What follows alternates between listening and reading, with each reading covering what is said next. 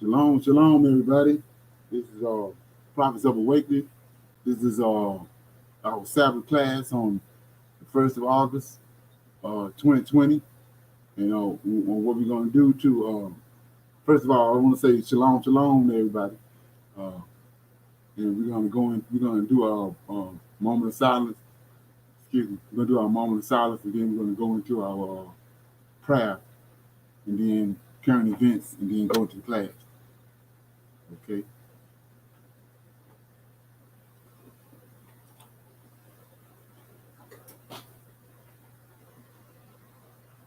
Okay.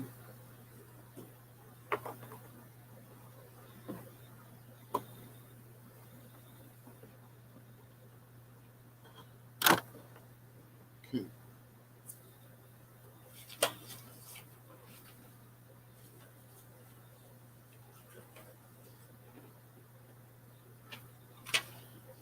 Okay. Oh Lord, we come before thee this Sabbath day with great praise and honor. We thank thee for thy mercy and steadfastness. O Lord, we see and understand thy words concerning our great deliverance from our oppressors. O Lord, we will wait upon thee. O Lord, we will tarry and have patience because you have given us understanding and knowledge to consider. O Lord, David and all his house long ago understood this very fact. We do, O Lord, uh, we, O Lord, was given unto you as an inheritance. We can deliver. You can deliver us from your. Who can deliver us from your hands? Turn not thy face from us. Turn not thy knowledge from us, O Lord. Consider us, O Lord. Embrace us, for we respect and honor you. We are with all our mind, body, and the soul that you have given unto us. Peace be unto you. Shalom. Okay, what we're gonna do now is we're gonna go into current events. Anybody got any current events they want to mention or bring about?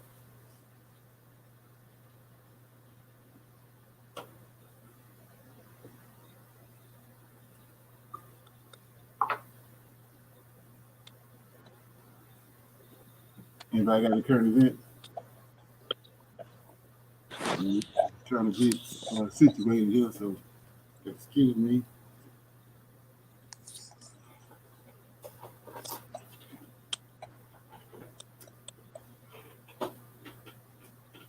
Okay. Anybody got any current events? Shalom, everybody. Shalom. Okay. No current events. Nothing nobody want to mention. I think we got a little hot class here today, so y'all might as well get ready. Shalom. Okay. Okay, so one of the things that's happening in a lot of the states, the police departments like the LAPD, the NYPD, Florida, and all of that, is that they call themselves reviewing all of these cases to see if African Americans have been wrongly imprisoned. Okay. And there, of course, we know that over 90% of the people that's in prison, some bogus stuff went on. So they're finding some cases where they say, okay, this person was wrongly imprisoned. Right. But what my thoughts are is the number of the number of people that they are releasing is a drop in the bucket to the number of our brothers and sisters that remain in prison, wrongly imprisoned. So Okay. they're pretending to do, it is this whole thing about, blacks right now. They're pretending to be doing really more than what they're doing. They're not, you know what I'm saying? Like, yeah. So that's like everybody's excited that um, these cases are coming up and some people are being released. But one of the things that white America is good at doing is dividing us. And Right. so how do you think those brothers and sisters of ours who continue to be incarcerated feel as they watch, a few others being released. Yeah. Thank you. Okay. Well, the thing about it is, it's not even. They want you to think that it's about them caring for us and considering us, but they going along with their agenda. So those people not really, when people not really considered, or they got another agenda, and that's exactly, it's kind of ironic, but that's exactly what this Sabbath class lesson is all about. It's about the very fact of what you just mentioned. Okay. Yeah, so we're gonna go into that, and I think the information that's gonna come out is gonna answer that question. Okay. Okay. Thank you. So anybody else have anything?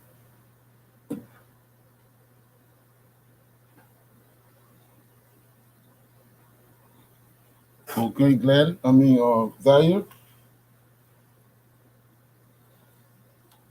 Yes, I got knocked off for a minute. My computer came Okay. unplugged. I don't know why it died. Uh, okay.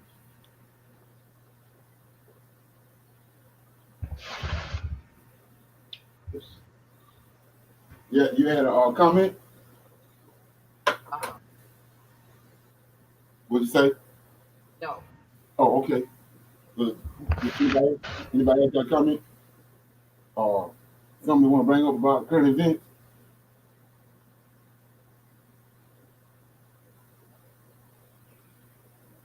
Okay. Um, Let me see where we at. Yeah, I want to bring up something about current events. It's pertaining to uh, Camilla Harris. And her being the vice president. I was reading this morning that uh, Joe Biden campaign staff uh, met with allies from Camilla Harris campaign after one of the leaders. I think this guy named Dobbs. He used to be on. He used to be. He used to be all over the news. He's a senator.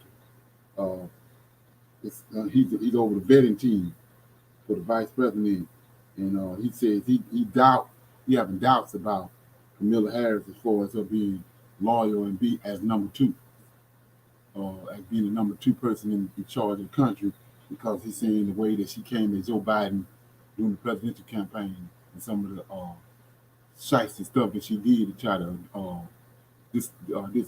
discredit him.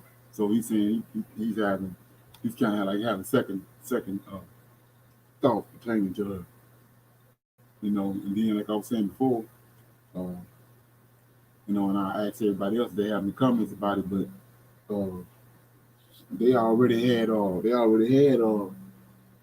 had issues with her. Black America had issues with her during the campaign. They backed off her.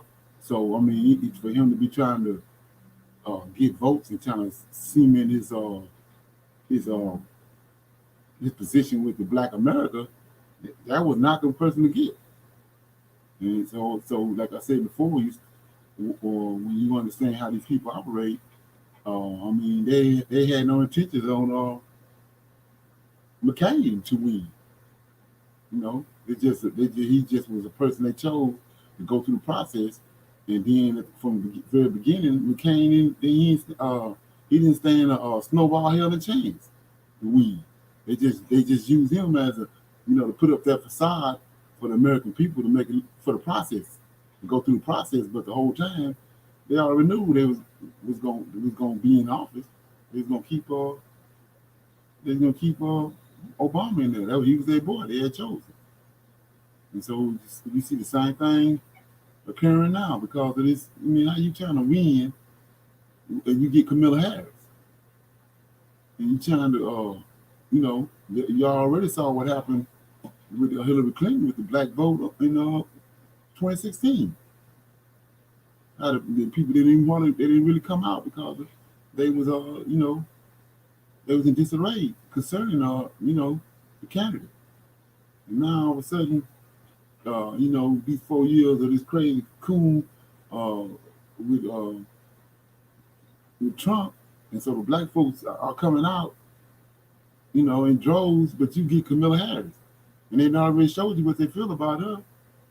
You know, doing the regular primaries, and now you can chose her. So that let me know right there you ain't the one making a decision. Anybody that's got they focus on, you can see how is he trying to win and getting Camilla Harris. Any comments on that? Anybody got any comments?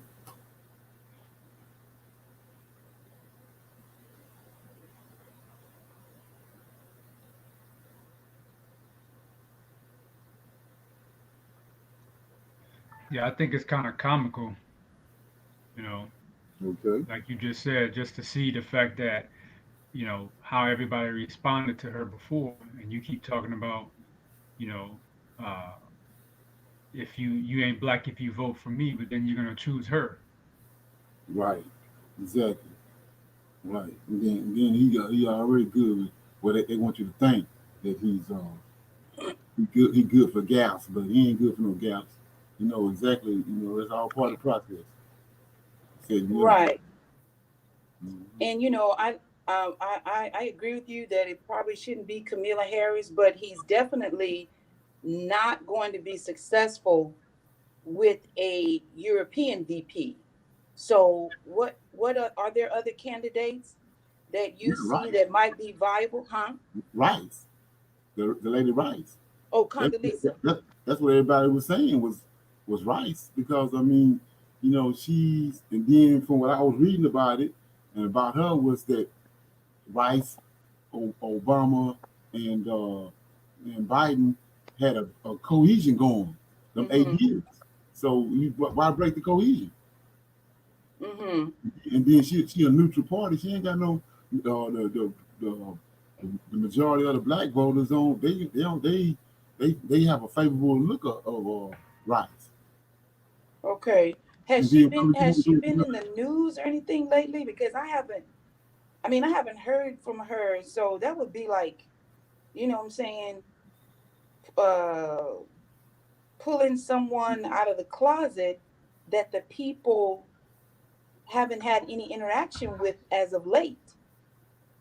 oh yeah, they have been acting with her. She been uh it just ain't been on the news, but she been interacting with before she even went into the White House. Right. Before she became a part of before she became a part of Obama's campaign, she was already, she had a favorable impression on Black America because of her achievements, Mm-hmm. her kindness and everything. So she was good. The only thing I seen was that which you once you see it, then y'all the dots already connect because of her education, and the places that she got educated. It's it ain't Negroes don't come up like Right. that. Mm-hmm. So then she married to a white dude, Edomite. Mm-hmm. So then you could find out she a damn Edomite. So like I was saying before, that's a rule they've been pulling over our head and Mm-hmm. all the way back. Like I said, Mm-hmm. uh, um, uh, Ambassador Young, he, Right.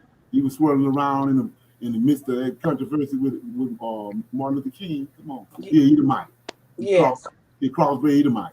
And then Mm-hmm. you keep on going. You start then you just see it once somebody take the blinders off your eyes.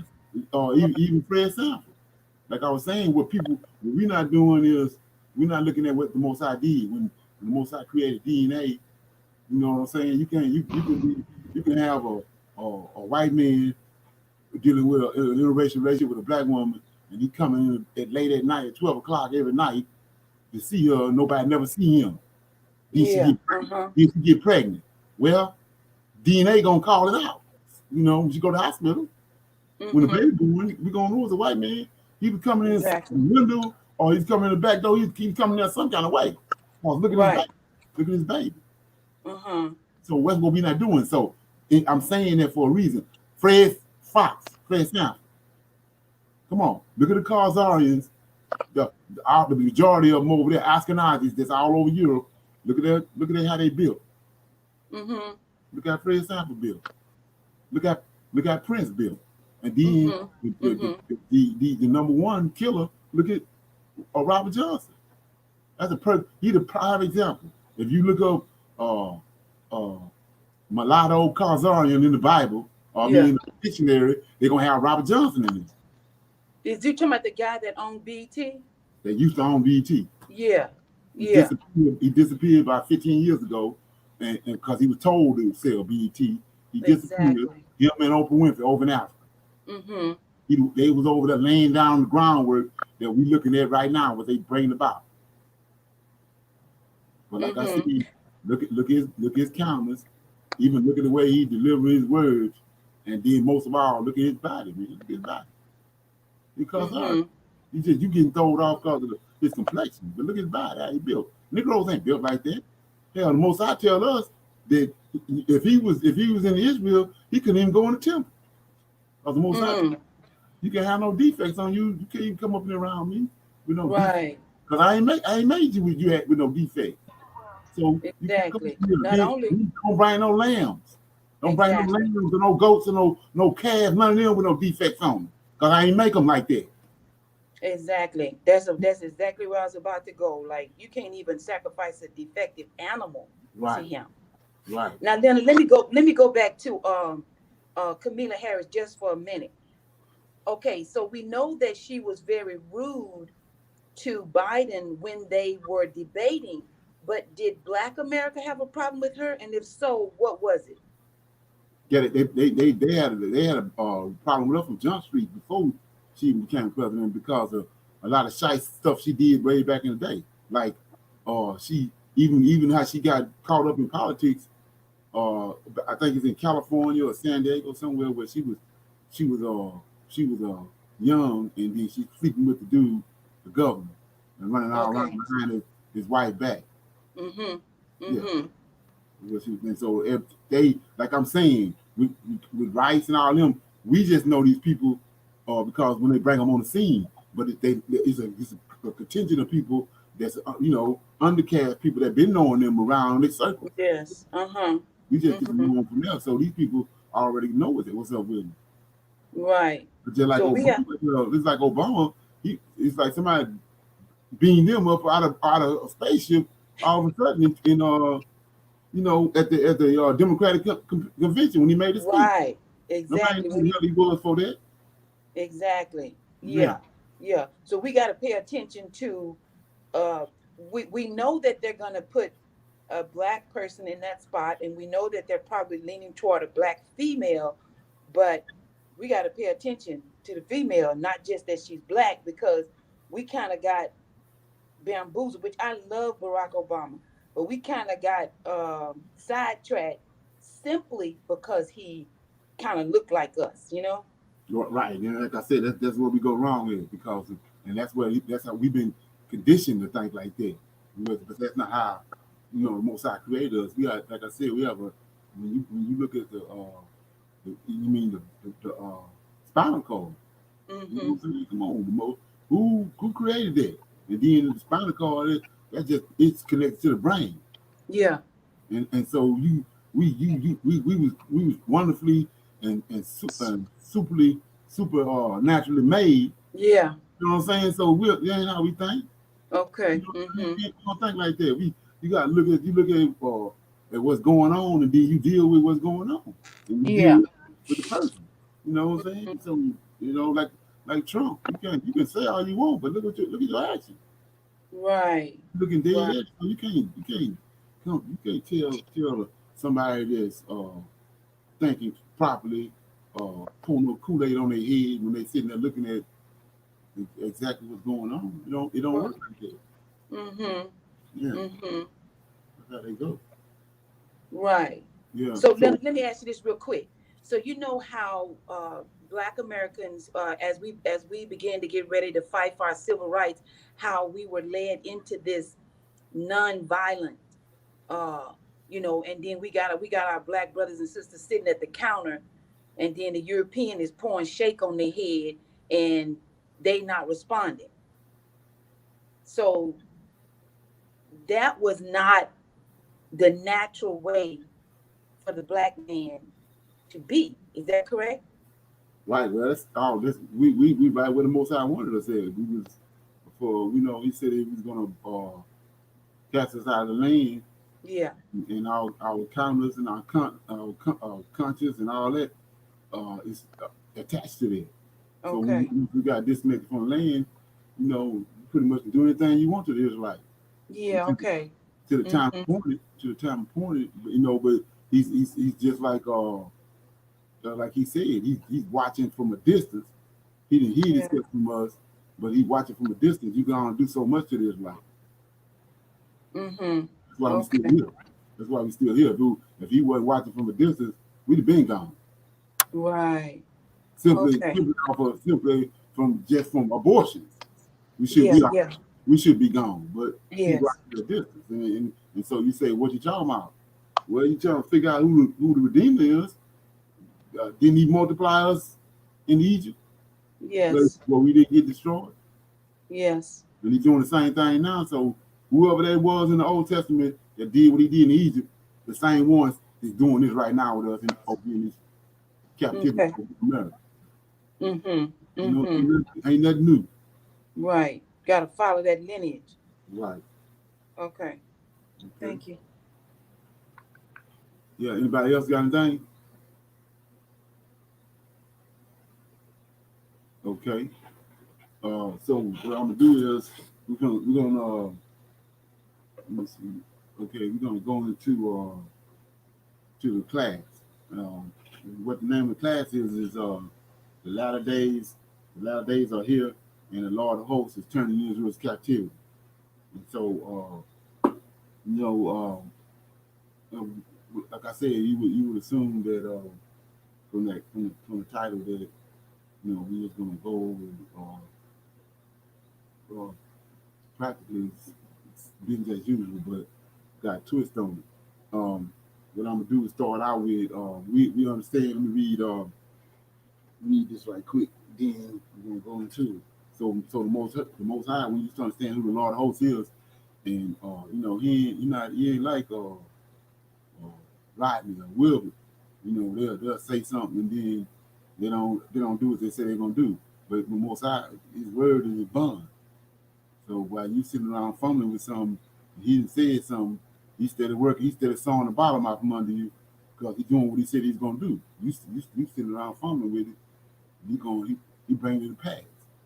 So he said something over in Genesis. We'll read that right quick. And then we'll go into the class. It says in Genesis 15, he says, he said to Abraham, just chapter 15, verse 13. And he said unto Abraham, know of surety that thy seed shall be a stranger in a land that is not theirs, and shall serve them, and they shall afflict them 400 years. And also that nation whom they shall serve will I judge, and afterwards shall they come out with great substance. And thou shalt go to thy fathers in peace. Thou shalt be buried in a good old age. So let's look at that. We're gonna break this down, then we're gonna go into the lesson. So, and this is about, like I said, it's all fine and dandy and comfortable and comfy that you find out that you're Hebrew Israelite, but you have to go a little deeper than that because we are redeemed, and our Redeemer has been taken away from us, and now we on the precipice of finding out that that who he is. And so he said, like I said, his word is bond. So he said in verse 14, and also that nation whom they shall serve will I judge, and after that they shall come out with great substance.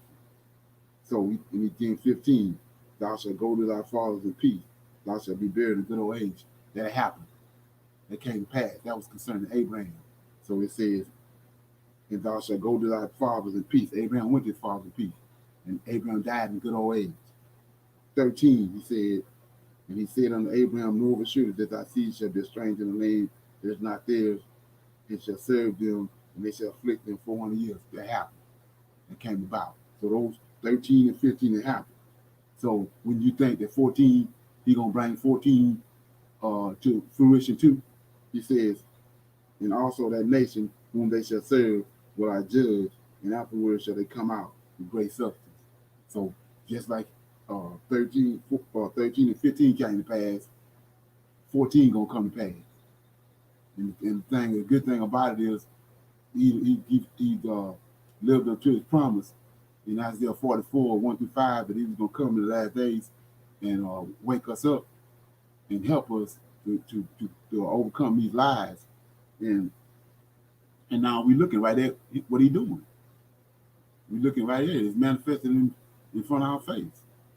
And so, like I was saying before, when you a Hebrew Israelite, you're a awakened Hebrew Israelite, and you found out who your Redeemer is, and you start searching the scriptures out, and you see that there ain't no other Redeemer like him. Because what he say, he gonna do. And so, with that being said, I want to go one more place, then I'm going to the lesson. Uh, and like I said, I'm covering a wide scope of things. I'm dealing with a situation about an uncomfortable conversation with a non-Mexican Hebrew Israelite, and I brought up the fact in the process of those episodes about Daniel 9:25, and what it says in Daniel 9:25, and what I'm doing right here is shining the light on my Redeemer and Israel's Redeemer, and that you can bank on what he say and what he do. So not on what you've been told, but what he said in the Tanakh and what he said to the prophets. So Daniel 9:25. A lot of people go to, when they read in Genesis 15, they go to uh, verse 14 and they just read that. But I just showed you that he had three different promises in there: 13, 14, and 15. And 13 and 15 already been done, and we looking dead at 13. So I'm in Daniel 9:25, and this is what you have to learn to start doing: reading up and getting the whole of this. What Most High saying. 9:25 says, "Know therefore understand that from going forth with the commandment to restore and build Jerusalem unto the Messiah Prince shall be 7 weeks." Uh, and that's what people read. They read that right there, and then they keep them in darkness and keep them in the New Testament. They don't continue to read where they say, "And 3 score and 2 weeks, the street shall be built again, and the wall." The wall where you get the understanding there. The wall where the lies fall to the ground at. Because when you go back and find out the wall was in Nehemiah, and then the wall gonna connect you to Nehemiah, which is gonna connect you to Zerubbabel, and then there's a whole other story going on. But you go, like a sheep, you go right and listen to what they tell you when they say they bring up the Messiah and the Prince. You don't continue to read to see that it's a wall involved in this. And you got to find out when did the wall got to get repaired. And that's the same thing we just done over there in Genesis, Genesis chapter 13, 14, 15. I mean, chapter 15, verses 13, 14, 15. Because there's a whole lot of stuff going on. And the Most High, what he said, he doing what he said. And that's another way of finding out who your Redeemer is. Because ain't no way in hell Jesus had anything to do with Genesis 15. Well, he wasn't there. So who is this that made mention of this in 13, 14, and 15 of Genesis chapter 15? And he brought it to pass. So like I said before, anyway. So with that being said, I was gonna I'm gonna read Jeremiah chapter 30, because like I said, we in the latter days, and we see the Lord turning our captivity because he promised us that.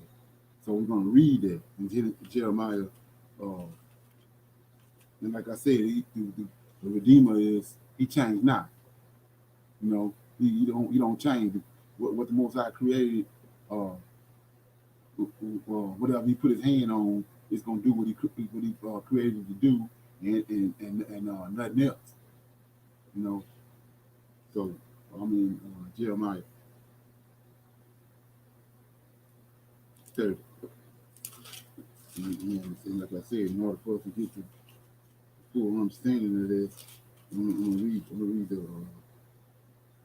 the entire thing. It's Jeremiah 30, and it's the promised return. So who promised it? The Lord of hosts, our Redeemer. Okay, it says, the word that came to Jeremiah from the Lord, saying, thus speaketh the Lord God of Israel, saying, write thee all the words that I have spoken unto thee in a book. And so, like I said, what book? The book of remembrance, the Old Testament. New Testament ain't got nothing to do with this, what I'm getting ready to read. For lo, the days come, said the Lord, that I will bring again the captivity of my people Israel and Judah, said the Lord, and I will cause them to return to the land that I have given to their fathers, and they shall possess it. And these are the words that the Lord spake concerning Israel and concerning Judah. For thus saith the Lord, we have heard a voice of trembling, of fear, and not of peace. Ask ye now and see whether a man do travail with child. Wherefore do I see every man with his hands on his loins, as a woman in travail, and all faces are turning pale. Atlas, for that day is great, so that none is like it. It is even time of Jacob's trouble, but he shall be saved out of it. For it shall come to pass in that day, said the Lord of hosts, that I will break his yoke from off his neck, and I will burst thy bounds, and strangers shall no more serve themselves of him. So let's look at that. The Israelites can figure out through the help of the Most High and the Spirit that we people of the book, and that we attached to Deuteronomy 28 and the curses. So what is that when you rightly divide Deuteronomy 28? Servitude. And servitude. 400 years of servitude to some more people. And that's what that is. So he tells you right here in verse 8, for it shall come to pass in that day, said the Lord of hosts, that I will break his yoke. Who yoke? Israel. The people that we figured out is us.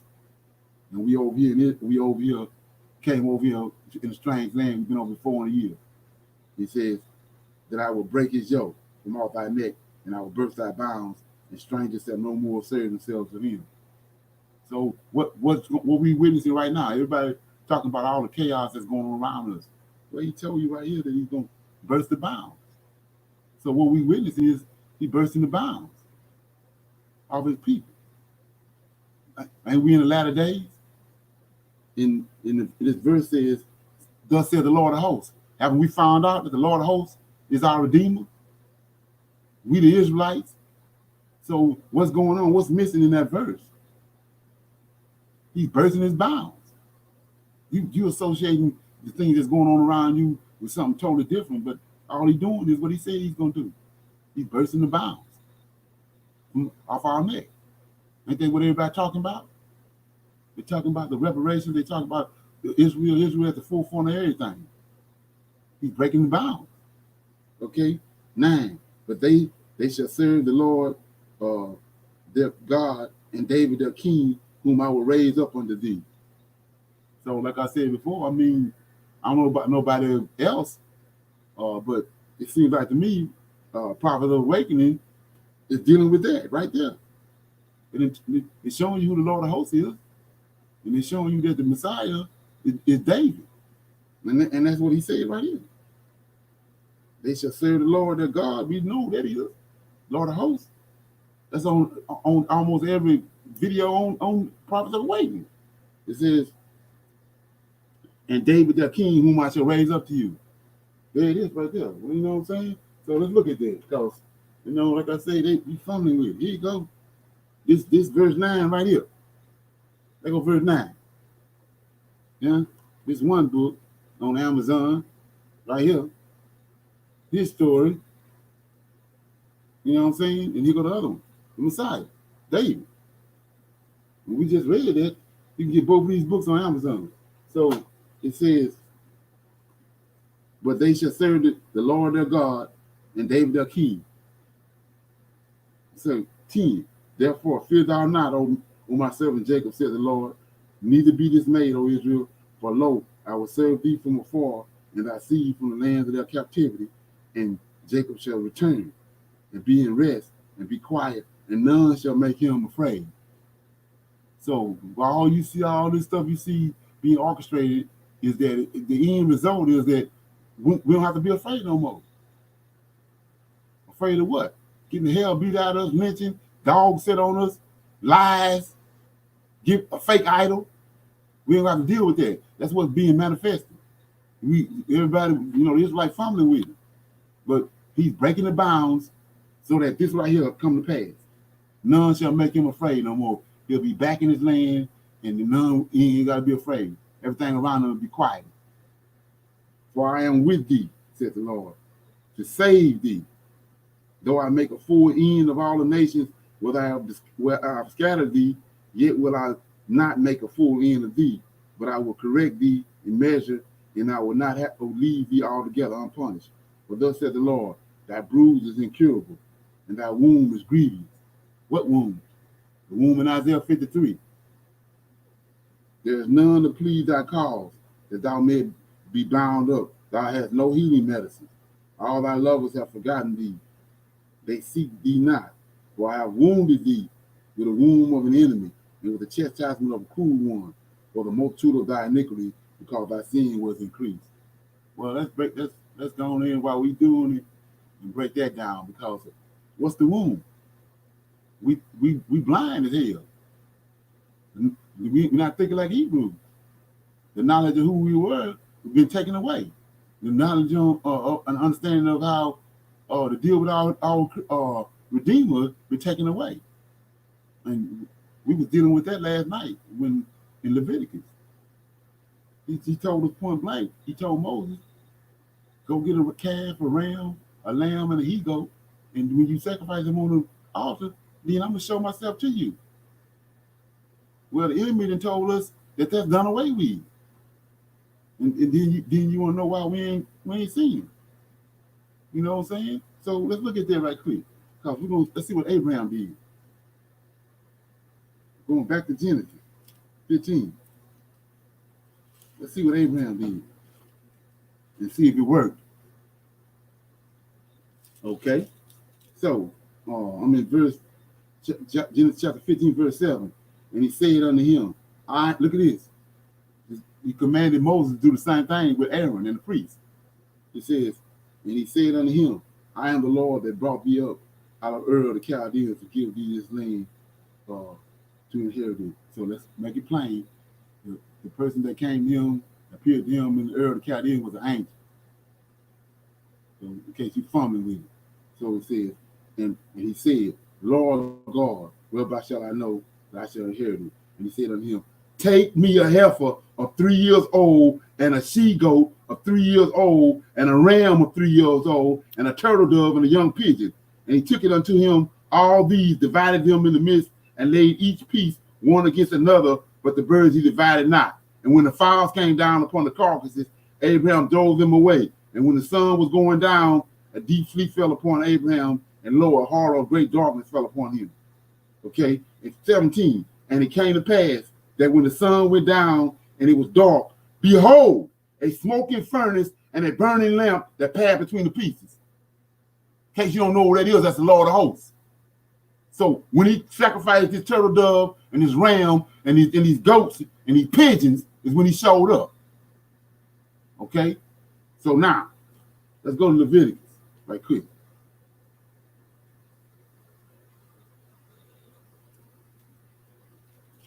We fumbling with it.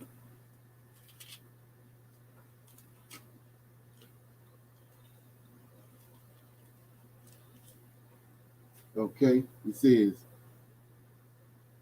I'm in Leviticus chapter 9. It says, to make this plain, I'm gonna read it. We're not gonna, they call them pluckers. I ain't gonna pluck them verses out for you to give you an excuse to get away.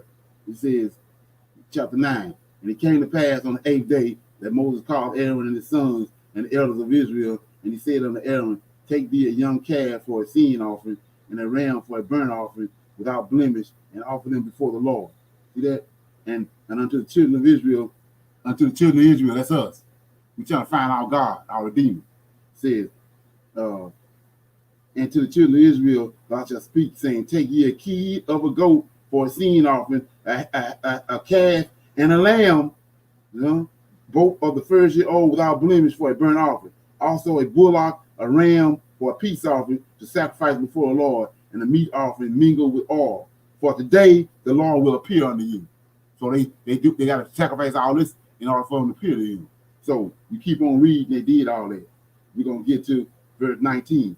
And the fat of the bullock, or the ram, or the rump, and that which covers its inwards, and the kidneys, and the caul above the liver, they put the fat upon the breast, and he burnt the fat upon the altar, and the breast and the right shoulder of Aaron waved for a wave offering before the Lord, as Moses commanded. And Aaron lifted up his hands toward help toward the people and blessed them. So the king, the high priest, everybody there, right?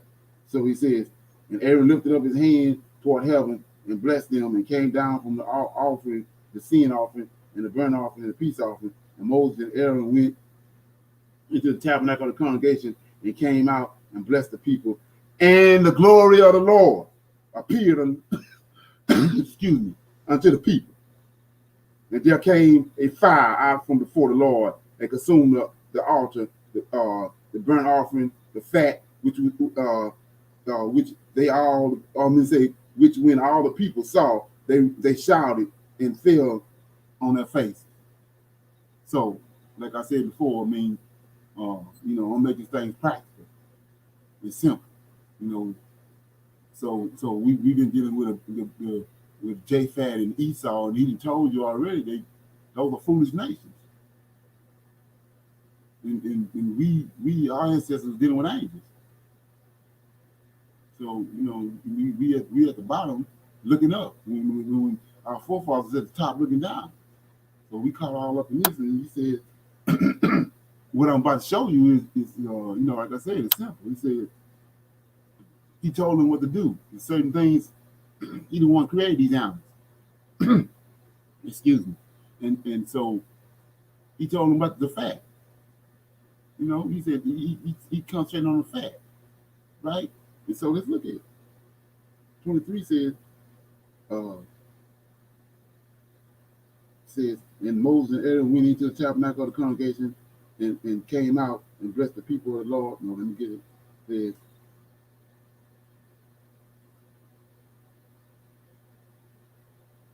yeah, 24. And there came out from before the Lord and consumed upon the altar the burnt offering and the fat. Just like we did with the wall.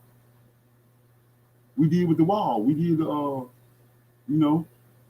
we look at the Messiah, but we're not dealing with the wall. So he said right here, he came down and consumed the burnt offering. What's a burnt offering? That's whatever animal that is. And the fat. You heard me? So if they tell you, you got a headache, and they say take a glass of water and an aspirin, shit, you take the water and don't take the aspirin, what did you accomplish? He accomplished nothing. So he came, when the Most High came, what brought him there was the sacrifice and the fat. You know what I'm saying? So what we looking at is there we need to concentrate more on the fat than we do the damn New Testament. The New Testament wasn't right here when he came, but the fat was there. And we know the fat was over there in Genesis chapter 15. So if I'm trying to find my creator, then I want to carry me a wagon of fat around with me down the New Testament. Okay? So anyway, let's go on in with it. And like I said, it's plain. It's right here in your face, but we fumbling with it. And then when it comes, you wanna act like the person dug himself out of in a reservoir somewhere. It couldn't have came from the Most High. You know what I'm saying? So anyway, with that being said, we was reading how the Most High said that he's gonna turn our captivity, and so let's look at that. I'm in verse 14, 15, Jeremiah 30 and 15. Why cry thou for thine afflictions? Thy sorrows is incurable for the multitude of thy iniquity, because the sin was increased. I have done these things unto thee. Therefore, all they that devour thee shall be devoured, and all thy adversaries, every one of them, shall go into captivity, and they that spoil thee shall be as spoil, and all that prey upon thee will I give for a prey. So it's like I said before, this self-explanatory. He did everything else, and he said this right here. Therefore, all they that devour thee shall be devoured. All thine adversaries, every one of them shall go into captivity, and they that spoil thee shall be a spoil, and all they that prey upon thee shall be a prey. So if you got to understand who this is, who you gonna make a petition to? You gonna petition go to the White House or go to the Lincoln Memorial, or you gonna petition this person right here? You can get everything else, and he told you right here, thousands of years ago, that he was gonna do this. For I will restore health unto thee. Ain't that what the coronavirus doing? Coronavirus wreaking havoc on us because of our health. He says, for I will restore health unto thee. I will heal thee of thy wounds, said the Lord, because they call thee an outcast, saying, this is Zion, whom no man seeketh after. Thus saith the Lord, behold, I will bring again the captivity of Jacob's tents, and have mercy on his dwelling places, and the city shall be builded upon our own heap, and the palace shall remain after the manner thereof. Come on. This it's shining like a diamond now, because we got to understand what happened with Zerubbabel. Jerusalem was in the heat during the time of Jerusalem, behind the time of Zerubbabel, and he came back and fixed it back up. Let's look at it. I'm in Haggai.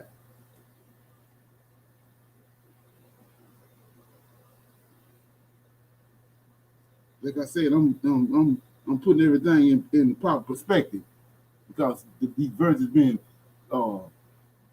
scattered, just like we've been scattered. The understanding been skewed. So, Haggai, they in captivity in Babylon, and now you think about what's going on right now as today, August the 1st. All the chaos is going on, coronavirus and all this stuff is going on. It says, I'm in Haggai chapter 2, verse 20. I don't know if you know this or not, but when Zerubbabel came out of Babylon after the 70 years, Haggai and Zechariah was with him. Contrary to where you think they was at. They came out of Babylon with Zerubbabel. So I'm in chapter 2, verse 20. And again, the word of the Lord came unto Haggai in the 4th and 20th day of the month. Jerusalem is in heat. It's in disarray. The Israelites are all over the place. And again, the word of the Lord came unto Haggai in the 4th and 20th day of the month, saying, speak to Zerubbabel, governor of Judah, saying, I will shake the heavens and the earth. Ain't the heavens and the earth being shaken right now? Ain't we in disarray and scattered? 22, I will overthrow the thrones of kingdoms with an S on it. And I will destroy the strength of the kingdoms of the heathen. Ain't the coronavirus and doing that all over the place with everybody, all the kingdoms? Ain't they coming down? And I will destroy the strength of the kingdoms of the heathen, and I will overthrow the chariots and those that ride in them, and the horses and their riders shall come down, everyone by the sword of his brother. 23, in that day, said the Lord of hosts, I will take thee, O Zerubbabel, my servant, the son of Shethel, said the Lord, and I will make thee a signet, for I have chosen thee, said the Lord of hosts. So we ain't doing nothing no different than what he did with our forefathers. That day gonna arrive, and he bringing down the kingdoms around Israel, because we gotta expect it in. Okay, let me finish reading Jeremiah 18. Thus says the Lord, behold, I will bring again the captivity of Jacob's tents, and have mercy on his dwelling places, and the cities shall be builded upon their own heap, and the palaces shall remain after the manner thereof, and out of them shall proceed thanksgiving, and the voice that make merry, and I will multiply them, and they shall not be a few. I will also glorify them, and they shall not be small. So what he telling us, we just talked about that. They got us, they hoodwinked us and got us doing uh, abortions by the millions. So if you take that one fact away, then what's gonna happen? We're gonna multiply, and we ain't gonna be few. So how did that come about? He gonna kill, he gonna knock off the heathen. He gonna get rid of the oppressor. And then we ain't got nobody to listen to that's lying to us, and got our demise in is our demise is they playing. They don't mean us no good. They want us to be denigrated and done away with. So he says, their children also shall be as oftentimes, and their congregation shall be established before me, and I will punish all that oppress them, and their nobles shall be of themselves, and their governors shall proceed from the midst of them, and I will cause him to draw near, and he shall approach unto me. For who is this that engage in his heart to approach unto me, said the Lord? And ye shall be my people, I will be your God. Behold, the whirlwind of the Lord goeth forth with fury, and continuing whirlwind. It shall fall with pains upon the head of the wicked. The fierce anger of the Lord shall not return until he have done it, and until he have performed the intent of his heart. In the latter days, you shall consider this. So when we prayed, before we got on the line, did he not ask the Most High to consider all this? And like I said before, he said that he said the fierce anger of the Lord is gonna come, right? Well, let's make that plain, because of the verse before that, it said, behold, the whirlwind of the Lord goeth forth with fury, a continuing whirlwind. What whirlwind? Because we fumbling with it. Let's go back and look at it. We're gonna see what the whirlwind is. There's a whole lot more going on with the whirlwind than just Yah and the Lord of hosts. Okay? So, Ezekiel chapter 1. Okay, chapter 1, verse 1. Now it came to pass in the 13th year, in the 4th month of the 5th day of the month, as I was among the captives by the river Kabar, that the heavens were open. And I saw a vision in the 5th day of the month, which was the 5th year of the king of Jehoiakim's captivity. The word of the Lord came expressly unto Ezekiel the priest, the son of Buzi, in the land of the Chaldeans by the river Kabar, and the hand of the Lord was there upon him. And I looked, and behold, a whirlwind came out of the north, a great cloud, a fire enfolding itself, and the brightness was about it, and out of the midst thereof came the color of amber out of the midst of his fire. Also, come on, out of the midst thereof it came the likeness of 4 living creatures, and this was their appearance, and their likeness, the likeness of a man. Okay, so the whirlwind got more than Yah in it. You got 4 living creatures with it. So you got to tie your shoes up, because we like I say, we read part of the story and get part of the understanding. It ain't but one whirlwind, and so Most High give you this understanding of the whirlwind in Ezekiel chapter 1, so you can apply it in Jeremiah chapter 30. Contrary to what the mega pastor told you, or the damn rabbi. Okay, so with that being said, I want to put some extreme emphasis on the fact that where we at right now. So with that being said, and with that understanding, we're gonna go into looking at the things that's going on right now in the days. I kept reading you where the Most High said in that day. Well, we in that day. We in the latter times. And 2 things been already revealed, that we had to find him in the latter times. He'd been lost, he hid himself, and he promised our Messiah, the anointed one, David, that he was going to bring him back in the latter days. He was going to raise up his ruins, and all that's already happened. he also told us he's going to help us in the latter days. All that can happen. So let's look at this. I want to play some videos, uh, pieces of these videos to show you that exactly what I just read and just what I just conveyed to you is manifesting itself right in front of our face. But somebody got to connect the dots. Okay, so here we go. Let me get this right quick.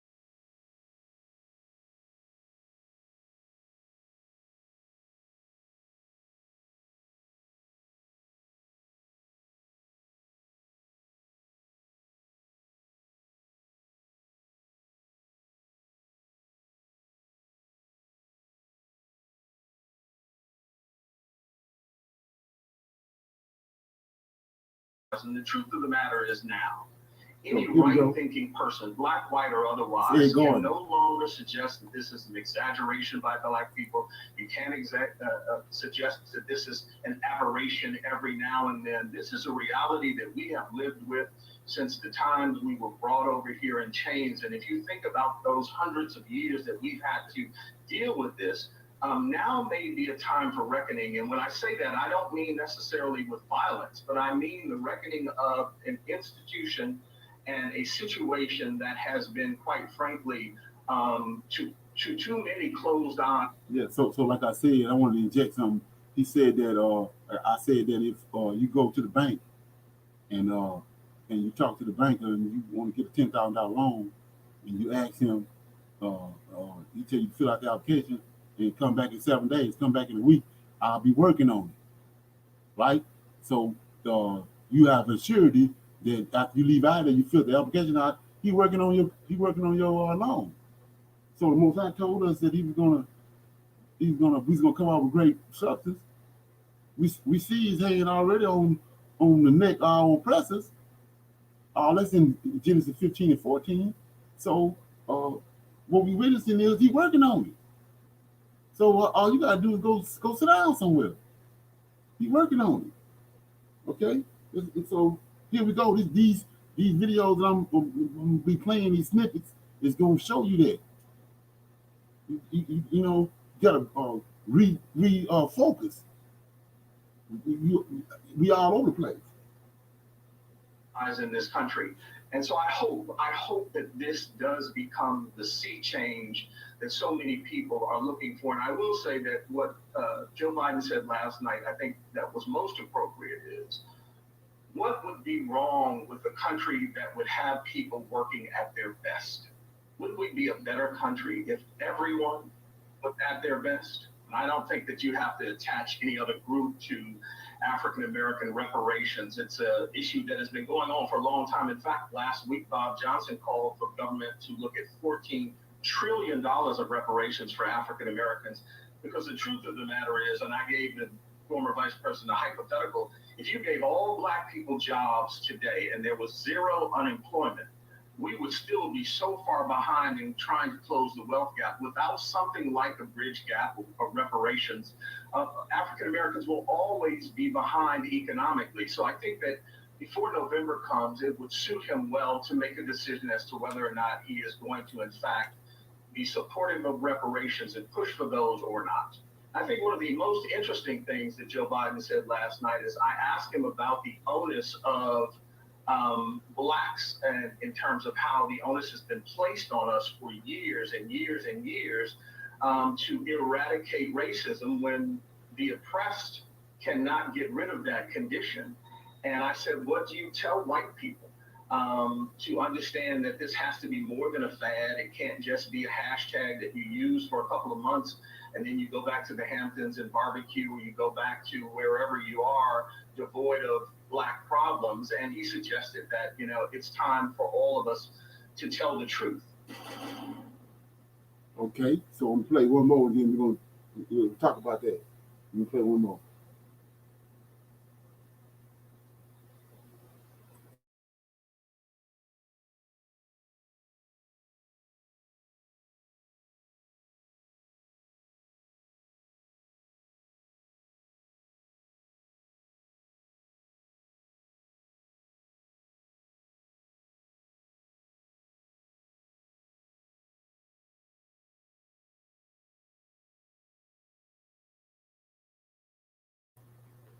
Okay, this is Why is it Time for Reparations?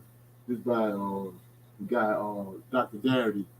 He's big. He's like one of the leading people when it comes to the breakdown of reparations and what has happened in order for it to manifest itself.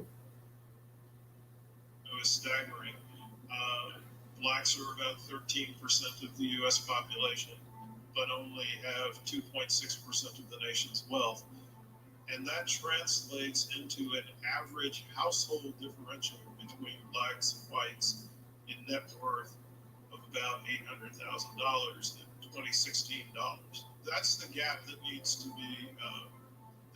be closed by a reparations program.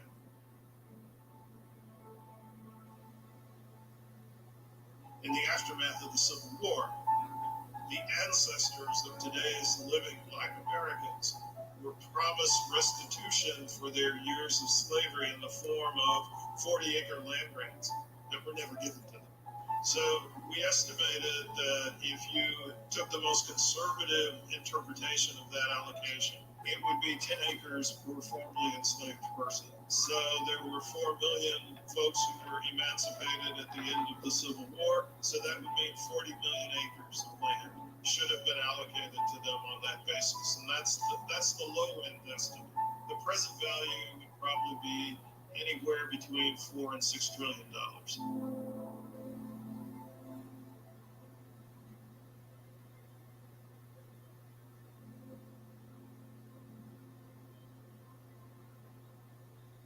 The Black rate of mortality nationally, that's derived from data drawn from the states that actually have collected data on the basis of race and ethnicity.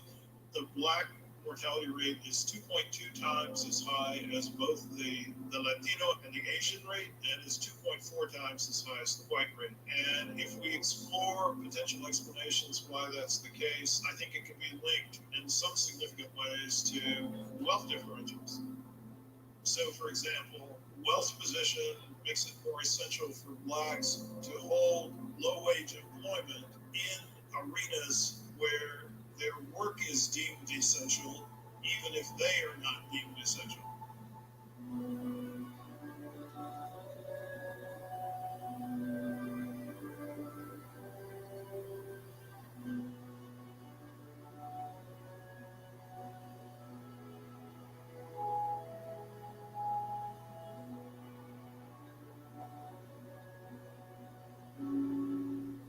I would like people to pay close attention not only to what happened in Tulsa in 1921, but the entire wave of white massacres that took place from the end of the Civil War up until World War II. These massacres not only cost Black people their lives, but also resulted in extensive damage to Black property or the appropriation of that property by whites. I think people need to have a much better understanding of the history of white violence in the United States and how that's connected to the racial welfare. But if we're going to address the question of restitution for Black Americans for the cumulative effects of slavery, the period of Jim Crow or legal segregation in the United States, accompanied by white terror campaigns, and ongoing atrocities like mass incarceration, police executions of unarmed blacks, discrimination in labor markets and credit markets and housing markets, then we need something that is going to focus on the racial wealth gap, which, to my way of thinking, captures the cumulative intergenerational consequences of this entire trajectory of harm. So the GI Bill is established in such a way after World War II that it's administered in a decentralized fashion, which gave Southern authorities complete discretion over who would get the benefits. So, for example, in the state of Mississippi, only 2 GIs who were Black veterans received any mortgage support from the GI Bill. In the book that I've just completed with Kirsten Mullen, From Here to Equality, Reparations for Black Americans in the 21st Century, we argue that the payments might be made in the form of endowments or a trust account, where individuals would be allowed to spend the interest off the account in any given year, but could only dip into the principal subject to approval for a plan of action or a proposal that they develop. In the present moment, the federal government overnight essentially came up with what some people say it's $2.2 trillion. Some people say it's as much as $6 trillion because of the loans that were made by the Federal Reserve Board. But it came up with that money overnight. There were no new taxes administered. I think that the present experience, the current experience, demonstrates that the federal government can spend on virtually anything it wants to spend on. You're denying all newly emancipated Black Americans, virtually all of them, you're denying them any initial stake in wealth as compensation for their years of forced labor and forced time under slavery. That's how you begin to create. That's the origin point, I think, for the contemporary racial wealth gap. That's where it started. Okay, so anybody got any comments on that before we move forward?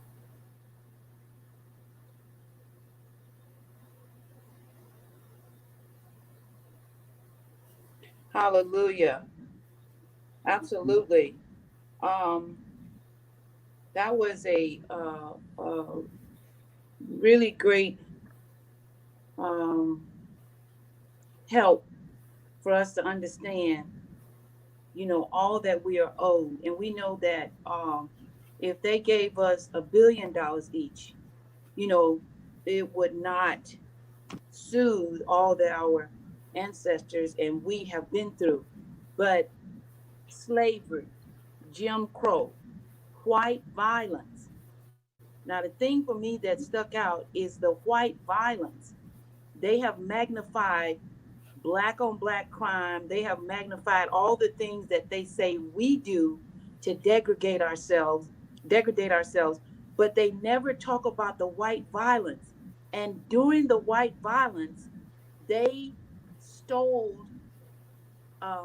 property, actual, the material wealth of those black people. For example, the thing in Tulsa. So when we think about systematic holding down of black people, most of us, including myself, only think about what happened in slavery. But we got to think about labor, jobs that they hold us. There was the compromise of, I want to say 1860. The compromise of 1860 was an agreement that was made by the powers that be that black people would remain the laborers throughout the world. They wouldn't be encouraged to be entrepreneurs. They wouldn't be encouraged to be CEOs and all of this. So all of this, after listening to this video, it reminds me and it helps me to understand why the economic gap and why we are going to leave here with great substance. And it's not substance that they're giving to us, it's substance that they're giving back to us that they systematically have and continue to take. Okay. Right. So all that saying, all what the point, the focus that I'm focusing in on is, which is what you said is, that was good. But didn't he say that we was going to go into servitude? Yes. Yes. Did we not go into servitude? Yes. Okay. So the focus. That's the thing is that what he said is being done. Mm-hmm. Just like what we see all this thing working out. It don't matter who the people that's working it out. He behind it. He got them working it out. They think Okay. they doing something else, but they doing exactly what he said. Yes. So Yes. like I was saying, I said that you know, and I don't see nobody else talking about this, but ain't nobody dealing with the DNA. Who created DNA? The Most High created DNA. Didn't he? Yes. Didn't he turn Cain white? Yes. Why? So you're gonna look at him and identify him. Mm-hmm. So I told you about Robert Johnson. I said, don't look at his skin. I said, look at everything else on him, how he built. Right. And so I said, uh, like I said, all this stuff working out. They think they got another plan, but we sitting there the blind has been taken off us, so we see exactly what's happening. So Ed Gordon said Bob Johnson, Mm-hmm. but it's Robert Johnson, same dude. Oh. Mm-hmm. Come on, same Mm-hmm. dude. So that's something you would think that's some minor, but that's big. He said they telling you that Cyrus came out and brought the treasure and the gold and all that and gave it to Sheskabal. Yeah. But Sheskabal is the Rubel. Mm-hmm. Same Mm-hmm. person. Come on. Yeah. So anyway, with that being said, I want to say one more thing. I'm let somebody else that want to comment. So like I was saying before, this comes right into what we've been talking about these celebrities. These people got another agenda, Mm-hmm. and then they've been promised. It's certain just like when a person get caught and turned into an informant. Well, they promise you, you're looking at 50 years. But if you do what we tell you to do, you might end up with 5. Mm-hmm. So the informant going back out on the streets, he already know what's been promised to him. Yes. See what I'm saying? So Yes. these people that made back your deals, and now they coming out. That's the reason they being vocal, because something been promised to them that's hidden to the average Israelite. Okay. Mm-hmm. Understand that. So any more comments? Yeah, I said all that for what I'm getting ready to go into. So anybody have any comments on what the 2 previous videos? Yeah, I had 2 things. The first thing I was going to say was when you brought up servitude, righteous servitude is you're supposed to pay that person to Right. serve you, whether it's in food and money and clothing and housing, you're supposed to pay them. Right. So the person that's over righteousness, he's watching. So when you don't do that, you got to pay recompense. And so what we're witnessing is that's happening. So it's a setup. He put the cookie out there, and if you take it, then you got to pay because you stole it. So Right. because they did what they did, and they did it in unrighteousness, they've been watching the whole time. So Right. it's Wow. no way for them to get away from it. Right. Right. And then the other thing go ahead. Now go ahead. The other thing I was going to say, the guy who was talking in the second video, he made a point. He was saying, and that's one of the things we had talked about, the fact that they have already showed us, that they can just, come up with money and just, do whatever they want at any Right. time. All they Right. have to do is agree on it. Right. So, when the smoke clears, that's exactly what's going to happen. They just going to come up with a number, and they're going to do what they got to do. Right. Right. So they and the trick of that is they just can print the money. Mm-hmm. So when they tell you that the government is making money, that's a lie, because they can, when they get ready to, they can print it.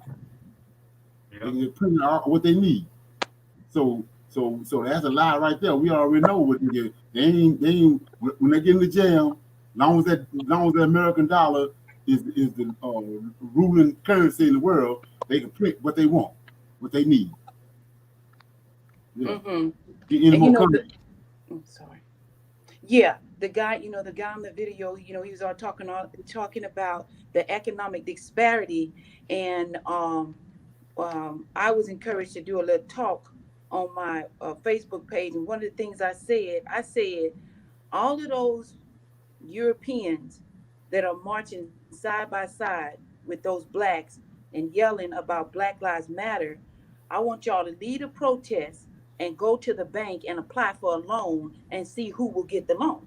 There is no economic um, um, equalness. And the Europeans that are marching and protesting do not have to give up $1 to march next to you and pretend that they are standing with you, but have them to pay to march with you and see how many show up. Okay, thank you. Right. Okay. Yeah. So, anybody else have anything?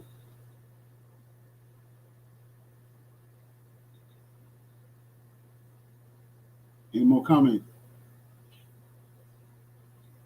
Okay. So what I said was, I was saying earlier about, they got another wicked plan that they concocted, but what we is, like I said, the reason why the Old Testament is holy and the New Testament is not, because it's what the Most High said. Thus said the Lord of hosts. Thus said the Creator, uh, and it's coming to pass. His words is holy. That's what's making the Old Testament holy.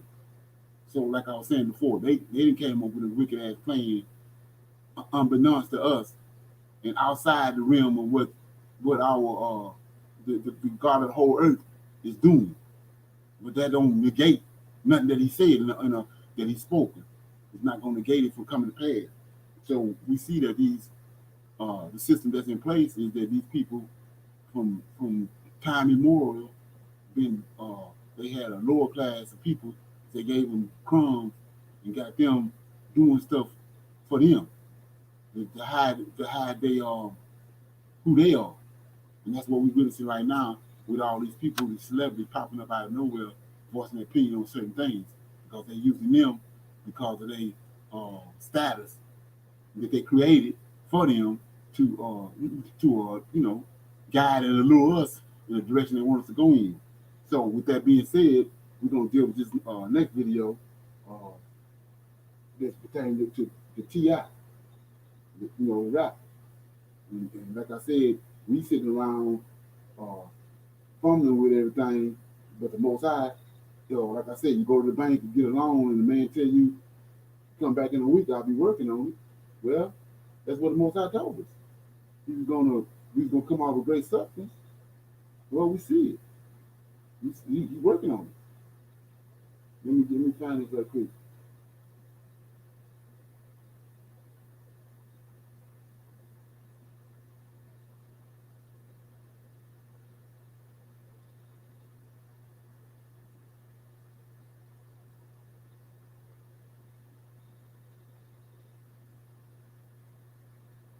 Okay, 1 minute. 1 minute.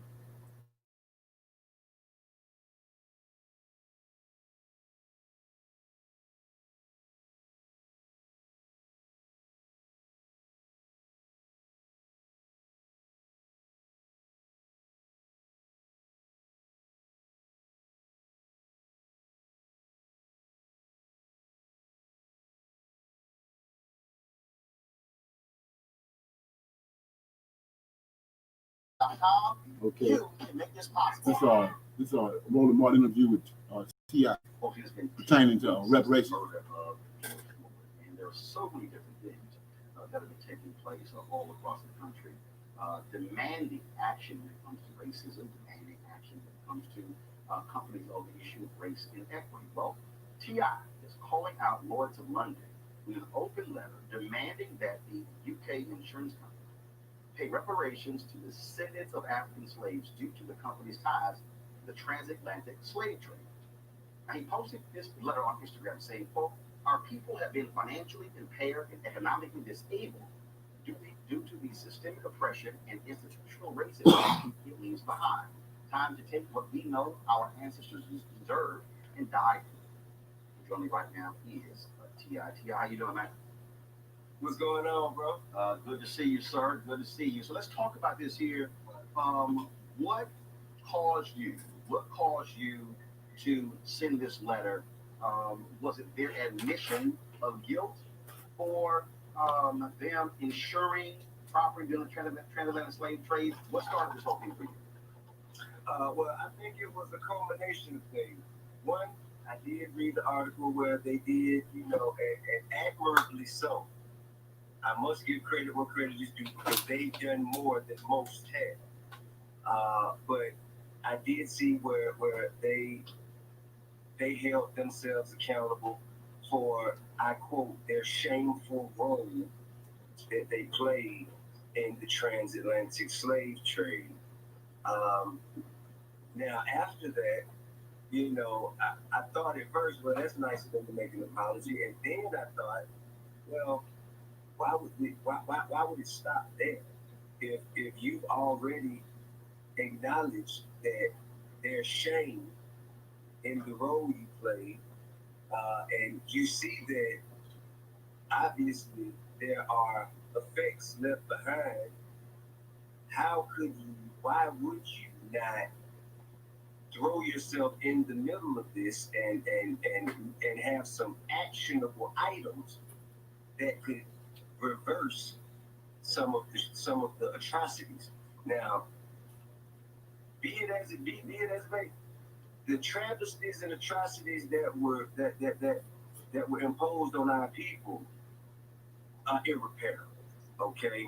However, the things that we can pinpoint, like the economic disparity in our communities, the lack of opportunities, the lack of ability for a black man with an idea or a business plan to walk into a lending institution and get a loan with the same interest rate, same criteria as a white man with the same idea and the same business plan. So there are disparities across the board, from education to healthcare to just our communities and the conditions in which we live. And all of these things are a result of the transatlantic slave trade. This is what the New York Times said. I'm gonna read this. Then I got a question for you.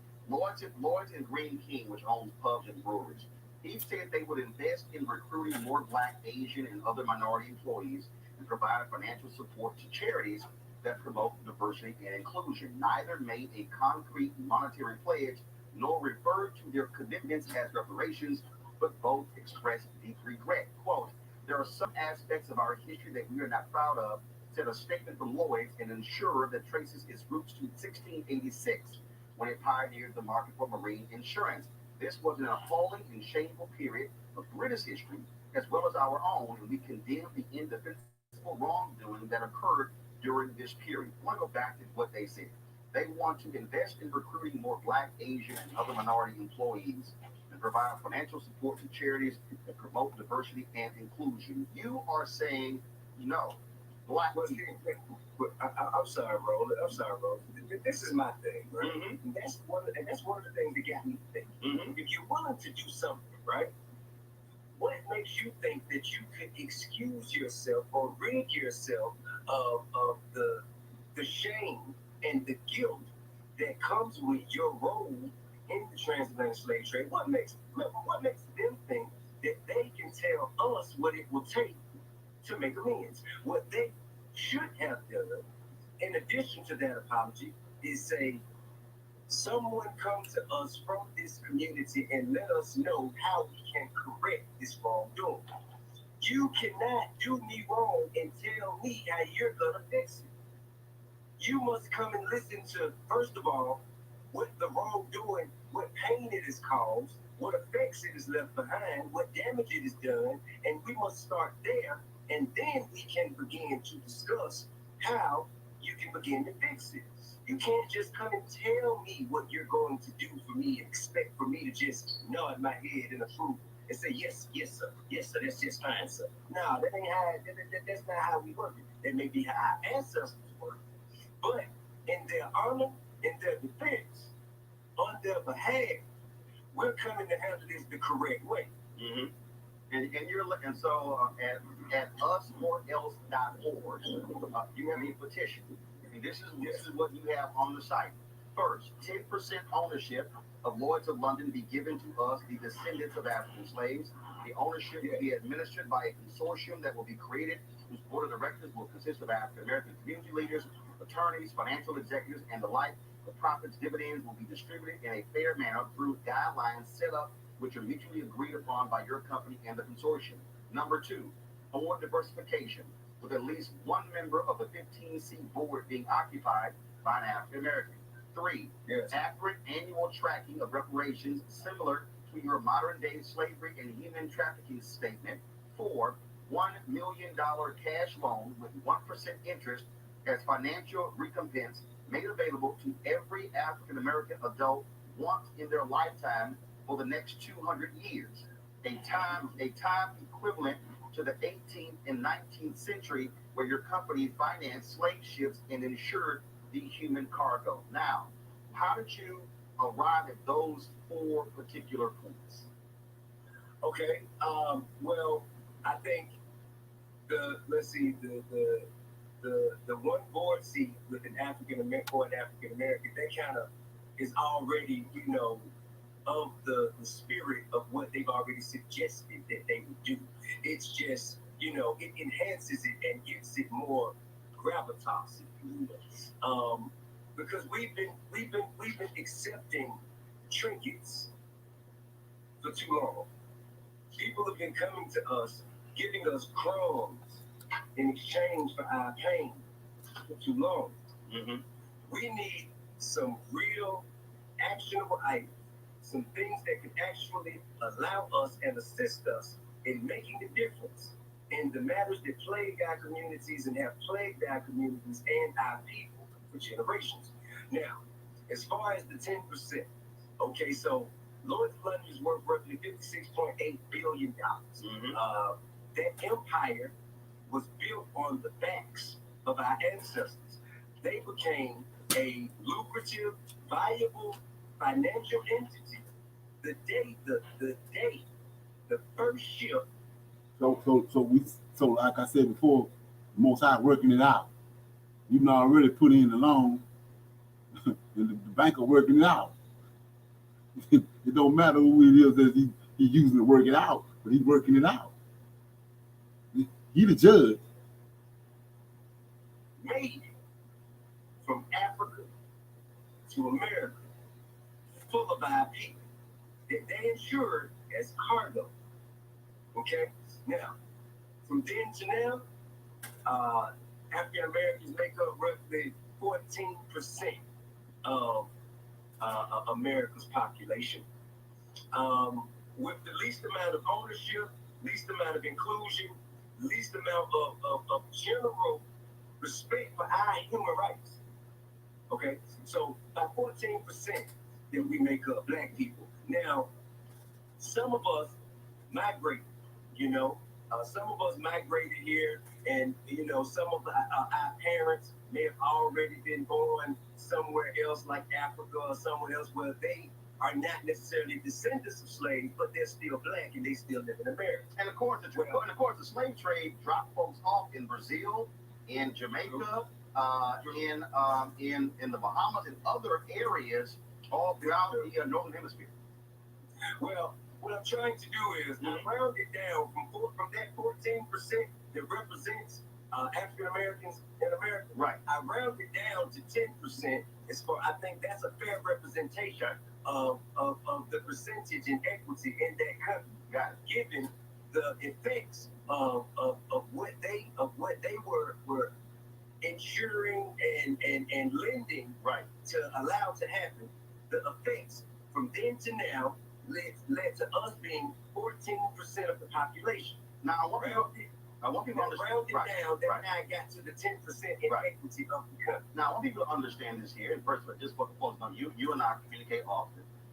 Sure. You didn't just throw this thing out just for the hell of it. You've been talking to others. You also understand that you need to have infrastructure to put this thing together in order to follow through, make sure these things are happening. So if this is not, I want everybody. I'm saying that I want people to understand this is not Ti just posting something on Twitter and just popping off and let's just see what happens. No, you've been talking to others saying no. We need to have the creation of an entity with the infrastructure to make this viable. Comments? Anybody got a comment?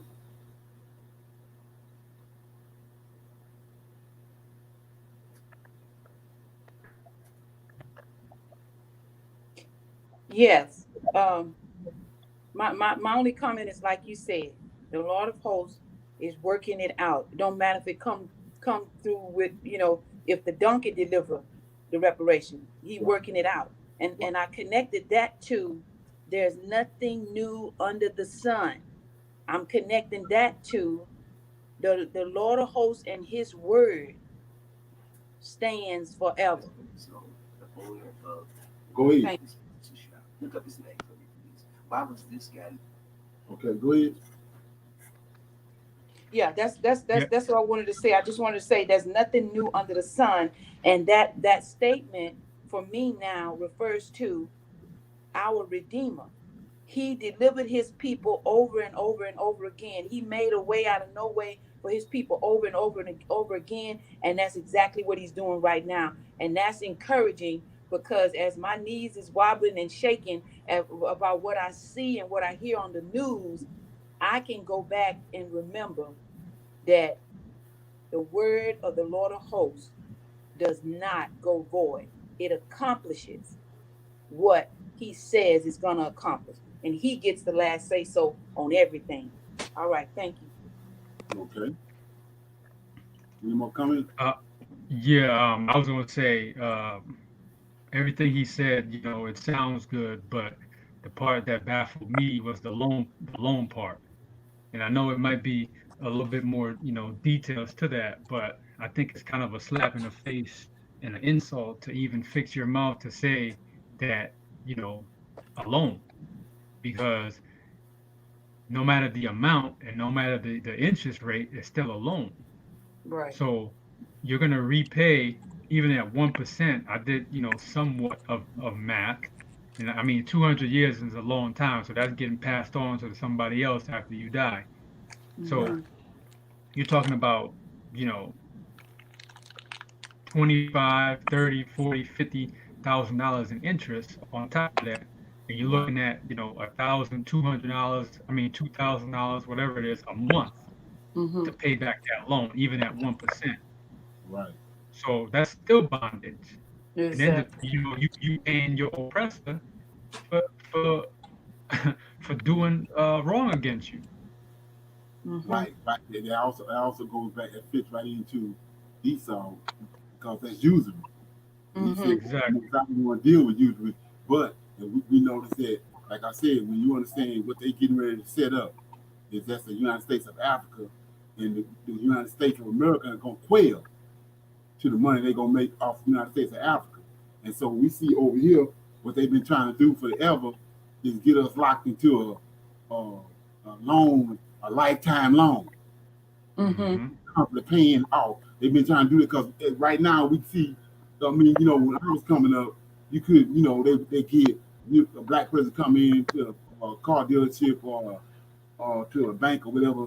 The most they can give you, what would help you would be 72 months or 60 months. But that was Mm-hmm. uncalled for back in the day. It used to be 36 months, you know. Mm-hmm. And then now all of a sudden the economy and stuff where it's at for the last 10 years or so, they're coming out with these 60-month loans and 72-month loans. Well, that's gonna kick them right over into Africa, a 200-year loan. Come on. Mm-hmm. Well, Mm-hmm. they want to lock you, your grandchildren, and your great grandchildren into a loan. Yeah. And when you are a people that has been deprived of anything, if somebody keep me away from chocolate ice cream for a month and then tell me I cannot eat chocolate ice cream, I'm gonna try to eat. I'm gonna try to eat as much chocolate ice cream as I can find. Right. So Kevin just mentioned that what Ti was talking about was a loan. Do you know I didn't even hear the word loan? So we have to make sure we're listening, Right. because even though they want to give us something, we got to make sure we're listening to what's attached to it. Right, exactly. Yeah. And like I said before, with the scriptures, we read part of the scriptures because that's what they done. They through this wicked ass typology and the way that they did this these literary tricks, so they be using on us. We don't read what the Most High is saying, Right. and the very thing He's saying is what making the book holy. Yes. We ain't reading that. We going with a predetermined understanding already in your head. You just going through the motions, reading it, rather than reading it for what it's saying and then deciphering and dealing with what's being said. We don't do that. Right. Right. Leonard, I'm not sure where you was reading that, but I think you was reading in Haggai. And a lot of times, I've read in Haggai, but I did not read the part where he said, I will punish all that oppress them. Right. Right. So yeah. Right. So it's the same thing with the Hebrew idiom. None did remain. They don't. If he said all of them gonna be all none gonna remain, that don't mean that Rodney and Wilbur and Ricky gonna be hiding somewhere. He said none remain. Right. So when you go back to Obadiah, when Antioch Epiphany came, he said that they killed the remnant. Right. None remain. None remain. So how in the hell is this dude Zechariah waiting in the temple for the child to be born so he can see it, then he die? Ain't no Israelites there. Okay. That's a lie. That's a lie. So like I said, once you start thinking like Hebrew, then the clarity comes and all this garbage falls to the ground. Yeah. Anybody else got anything on what we just been playing? That video was, in case you want to go back and watch it, is that's let me get it. Life is about leverage. T.I. talks demanding reparations from Lords of London, and it's 22 minutes. So okay, so like I was saying before, these people, they got a system in place, just like we've been breaking down on Prophets of Awakening, especially recently on this uncomfortable conversation with a non-Messianic Hebrew Israelite, how the Most High order, what his order really is, how it's really set up. Well, these people, this full beast, they concocted an order that's in place. You got the powers that be, Esau and the powers that be, and then you got a class of people under them that they feed them crumbs, and they got them bound to secret oaths, wicked ass oaths and all that they have to abide by, and when they call for them, they have to produce. And so that's what we're witnessing now with these celebrities coming out of the blue. So we just saw how T.I.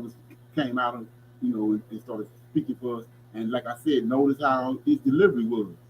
He got a delivery that a Hebrew Israelite, African American America can relate to. His the way he delivered and everything, because he's African American. They ain't just choose him on a whim. He been groomed and primed and everything for what he's doing right now.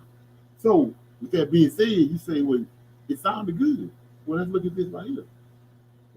This video is I don't know who knows about Alex Jones, but Alex Jones is when it comes to mayhem and chaos and provoking the masses of the people,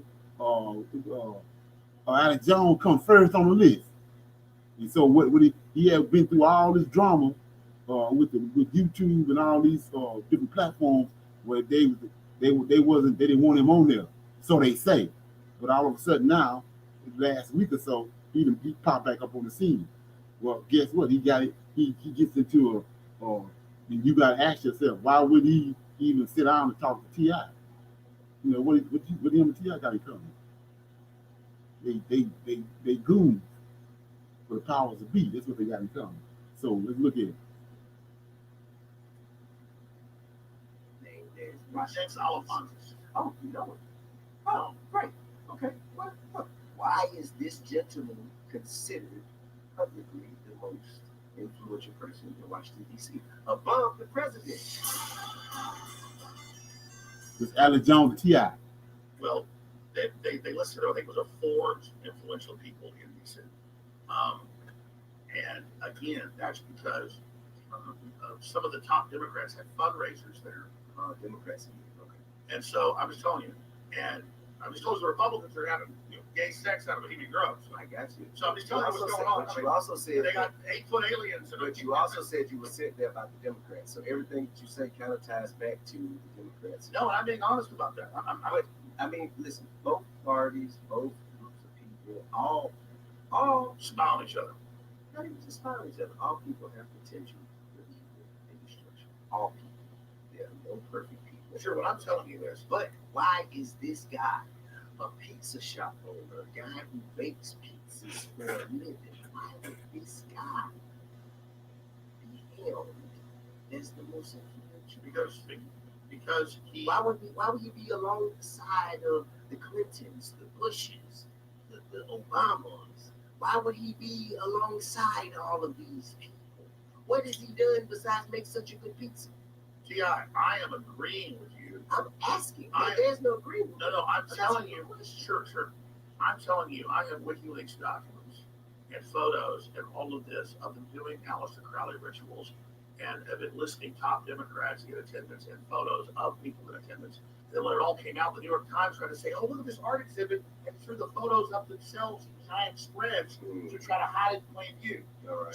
So there was some creepy stuff at the pizza place. There wasn't a basement like the news said. Mm-hmm. We covered that. There wasn't a basement. So you did it. So wait a minute. You're telling me that you went down to search for the tunnel and found nothing. That's what you're saying? No, what I'm saying is that but you said there was no basement. No, they released. You said there was no basement like. You said there was no basement like the news said. That's what you said. You know where there is a basement? No. I'll tell you where there is. I did not ask you where there was a basement. I said you just told me that there was no basement as they told us. That would lead one to believe that you went down there personally, just like you did with Bohemian Road. You spoke in such great detail. That's a good point. I have not gone down there personally. Okay, so you don't know whether or not. And I haven't because they say that I said armed man and they're shooting up. Who is that? That's what National News says. Right after this came out, you sent an armed man yes. to this pizza shop. Yes. And they also said that I sent an armed man to burn down Bohemian Road. Could you please pull it up where they said it? You got a phone right there. That's a computer. I want to pull it up. Just pull it up so I can see what I'm telling you. Because I don't think they should do you like that. I think that's damn wrong. I think it's fucked up. So I just want to see. Show me what they did you like that. And we're going to put them over there. We're going to show people what the fuck they said about you. While we're doing that, I'm going to show you right now. Look at that here. Why? So what you gotta do when after the show over with, you gotta go back and watch this because you're not really getting the full impact on how you handling Alex Jones because you gotta see the video part of it. Google is not as good as it used to be. Nah, I mean, it's all rigged. Bing's a little bit better. Let's type in Alex Jones. Better? Okay, well, Alex Jones. That's useful information. Everybody he said Bing is better. No, well, I mean, Smart Page is great. Who? Who? You said go. Okay. You need all this information. The exact headline here. Got that part, which is great. I got to answer quickly. Inquisitive for me, nickname. The brain over here. Let me just get this up. Alex Jones fan shoots up. Do you want me to see it? Alex Jones fan shoots up. You want me to read it for you? I can read it for you.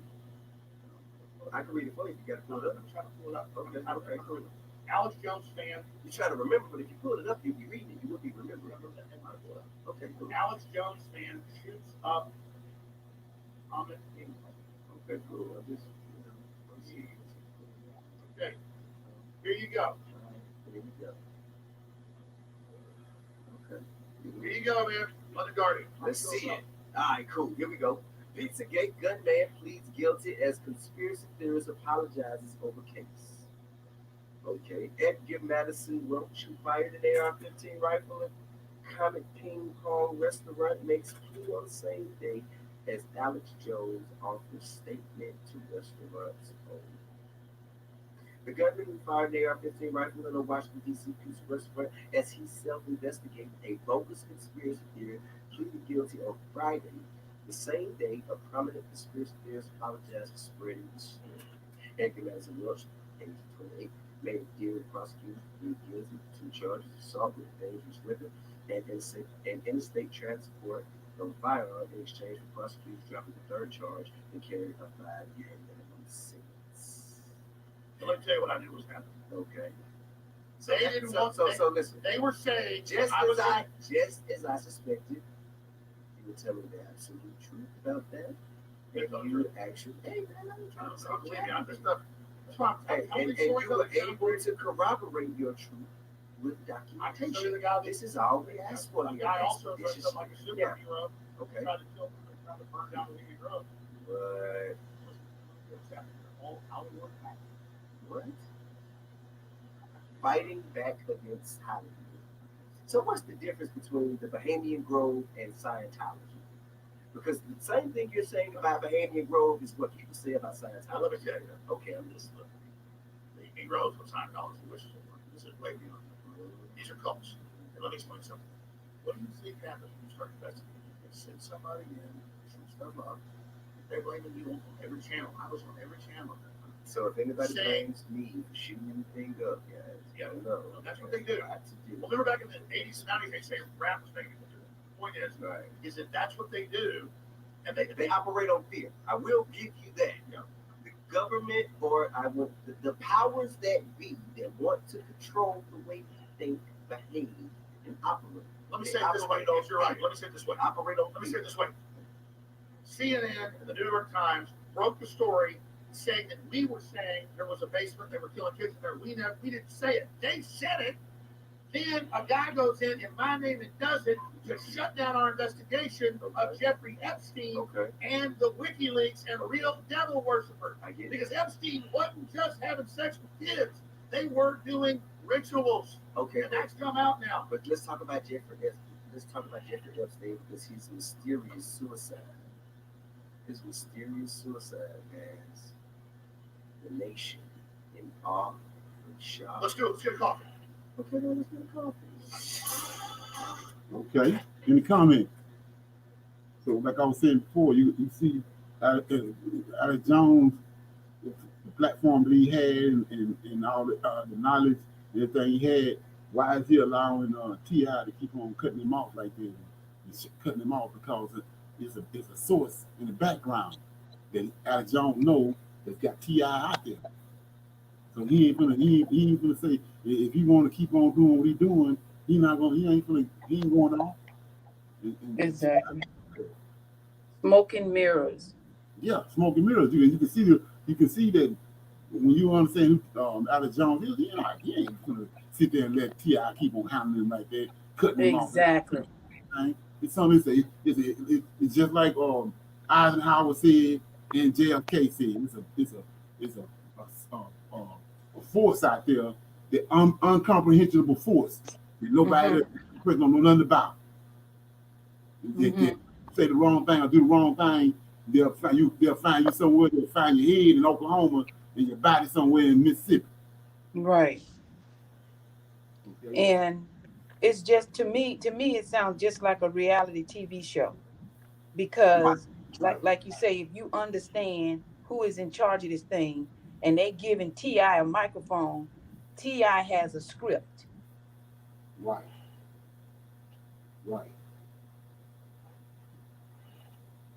Exactly. Any more comments?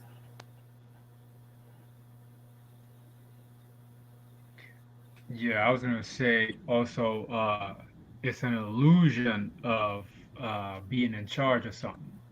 They want to make you think that you got a voice because you see a face on there. It's an illusion because they got an agenda to take you somewhere else. Exactly. Right. Exactly.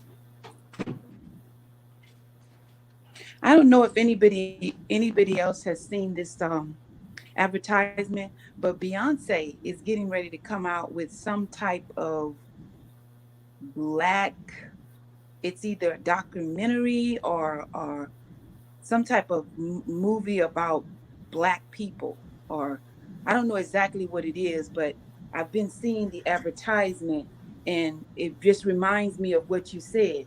They got a group of people that they give crumbs to in order to try to lead us to the slaughter. Right, But we have a Lord of hosts that ain't gonna let that happen. right, exactly, right. Yeah. So with that being said, now we play this other video um, right here.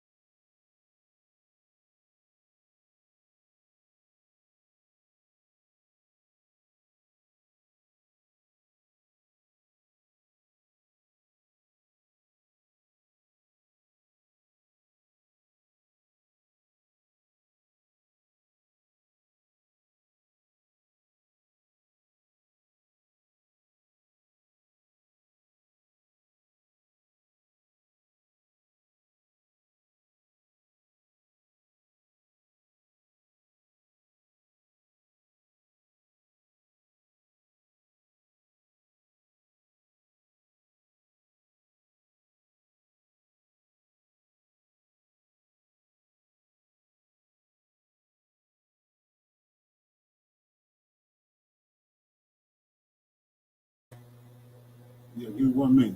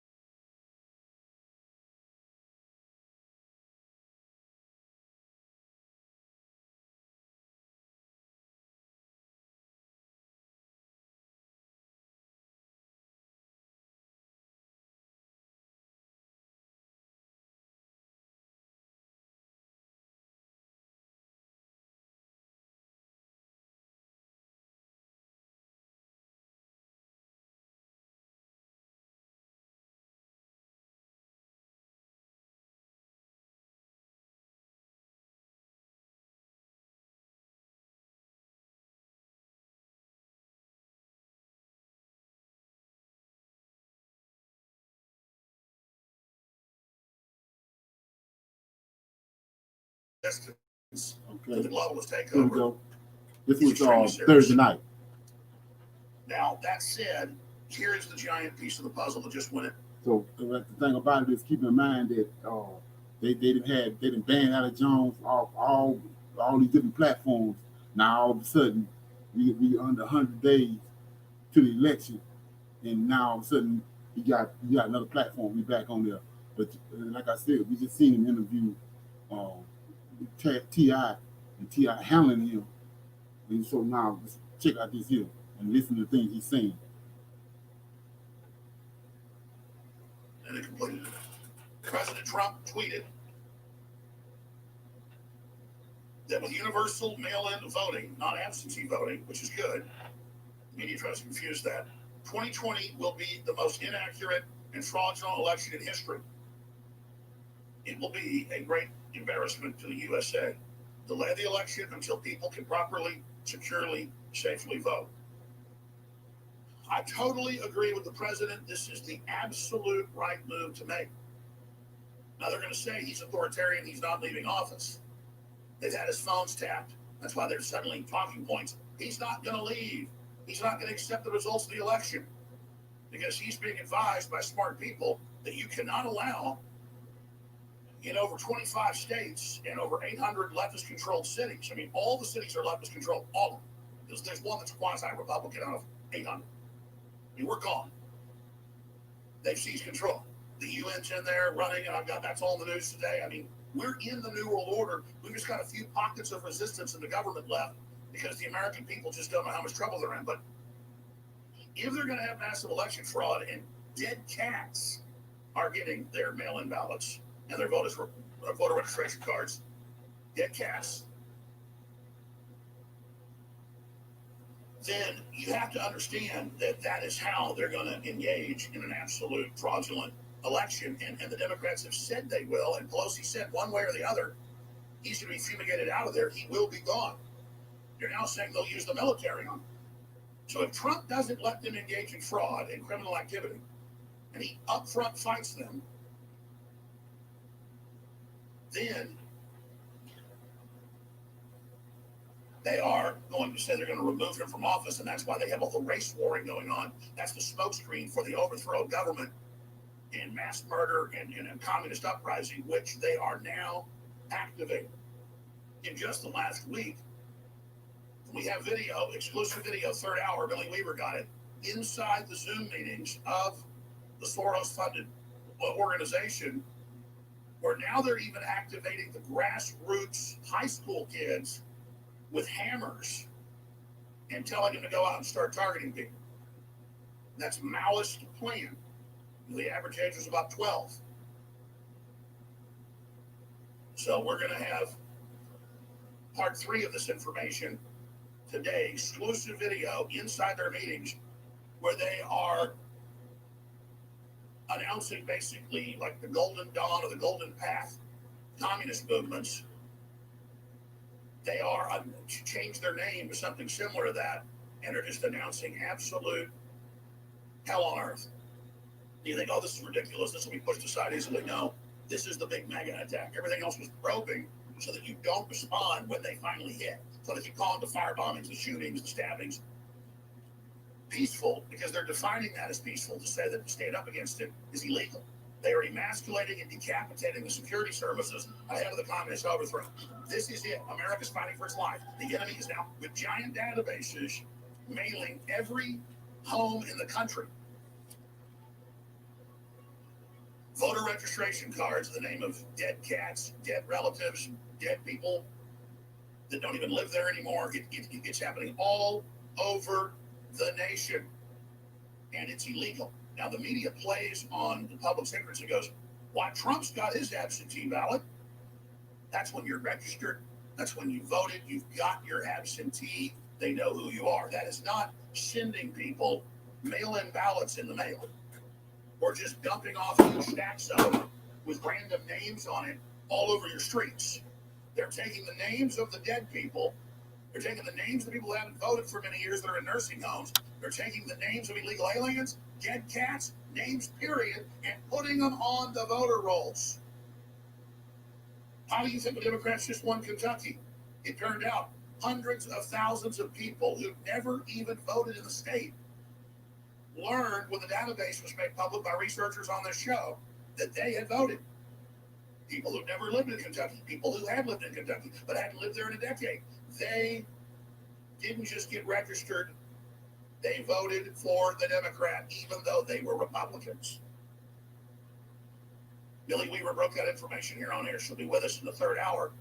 She went inside one of these organizations, their Zoom meetings, one of the big Soros youth brigades for high school kids. And they're now saying, now is time for violence. Get hammers, go out on the street and start attacking people. You're going to see the video. Now, again, they've got Trump surveilled. They've got spies inside the White House. They know what they're doing. And you see Trump suddenly go, okay, the virus is real. Maybe we do need a lockdown. Maybe we do need to postpone things. I said, what is he doing there?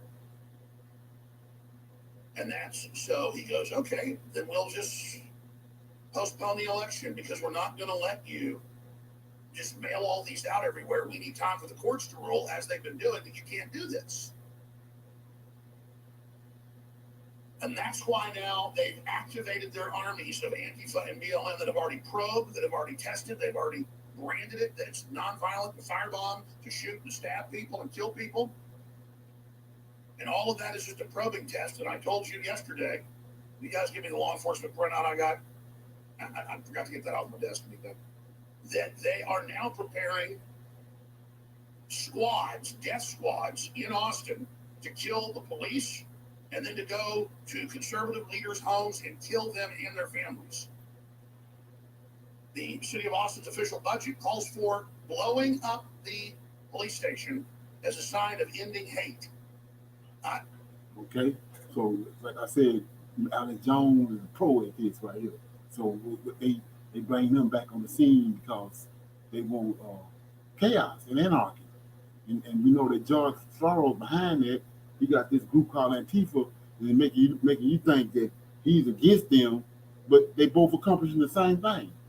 They want to bring about total chaos and anarchy, and and setting it up by telling you that they already telling you that the election on election day and around election days it's gonna be total chaos. And they got Trump already talking about he's not gonna he's saying postpone the election because of the voting system is something wrong with it. They need to have some voting system reform before the election starts. Where it's the same reform that needs to be before the 16 election, before the 2016 election. You didn't demand no voter reform before that. Now all of a sudden it's supposed to be some voter reform. So they setting all this stuff up. And I got another video from Issachar. I'm gonna play some of that, which has already been he already told you what's gonna happen in and around this election day. Any comment?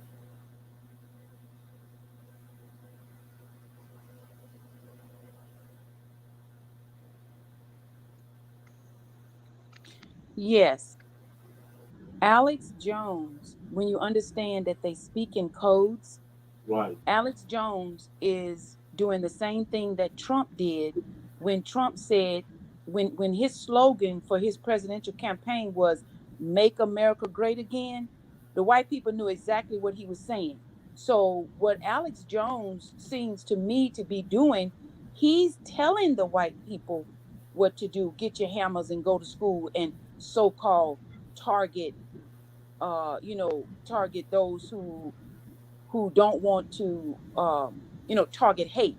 But what he's really saying is he's given the orders for creating white violence and white terror. Right. you know But they and we and let's not no system working together to do that. hmm and let's not forget now, uh they know how to create uh people who don't have souls or don't have feelings, and they can create a whole army or create people and send them out into the community to slaughter and kill, and they're not real people. Okay. Yeah. Right. That's all part they've been doing that. I mean, it's like when you look at Mark Zuckerberg. I mean, when you look at that, there's something ain't right with him. hmm You don't even really look human. So they and let's got not go ahead. hmm I was just going to say, let's not forget all those school shootings where the person that did the school shooting, all of them turned and killed themselves. Right. So, it makes me uh, suspect or think that perhaps those were Manchurian candidates. Right. Exactly. Okay. But the Lord of hosts got us. I always got to end with that. Right. Uh, Anybody else got any comments on that? Yeah, I'm gonna play this last video and then we're gonna close it out. This video that Issachar made back in January. We talked about it a little bit. I'm gonna play a little more of it. And he was telling you about how they got a planned, uh, they got a scheme planned for the election. They're gonna throw the election and throw America into chaos. But is to keep Trump in office.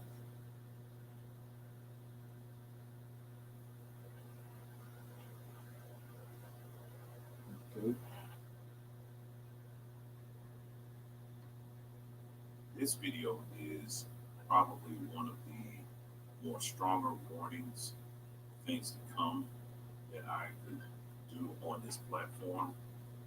And I really want my family, my Hebrew family, my Israel family, to really take what's going to be presented in this video very seriously.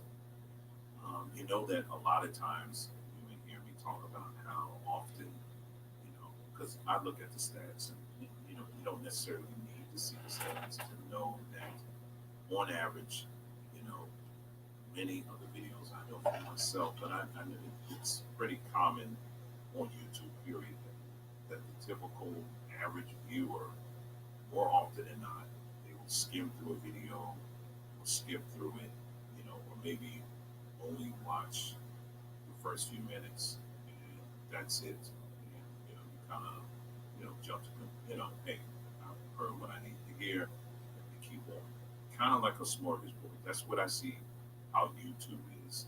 It's kind of like when you go to those all-you-can-eat buffets. Nobody scoops up the whole thing of mac and cheese or steak or whatever it is. Just take a little bit and you keep going. But when you're dealing with information, particularly information that could potentially save your life, really can't treat it that way. You understand? And I know it's kind of difficult in this social media, hyper, super fast, supersonic, information technological world that we live in. But I'm just saying, for what we're going to be covering in this video here, I'm humbly asking you that you don't take that approach at all because this is some serious things. And you may have heard me or been hearing me in these last few videos saying that we, in fact, live in some very serious times, and we do.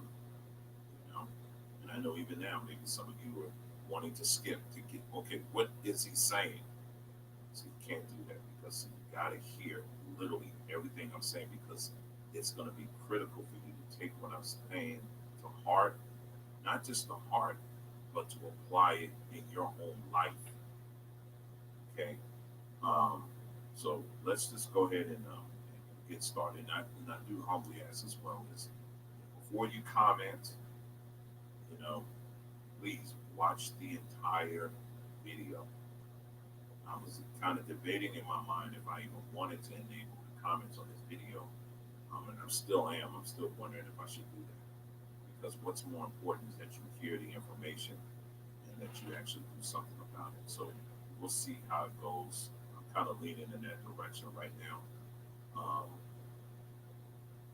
You know, so just listen, and I hope and pray that you really will take what's going to be presented in this video tomorrow.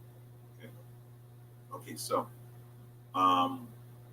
yeah, for myself personally, these last few weeks have been quite interesting, particularly right before this whole next phase of this World War III that we're in right now began. I really began to feel this sense of urgency, that a storm is coming.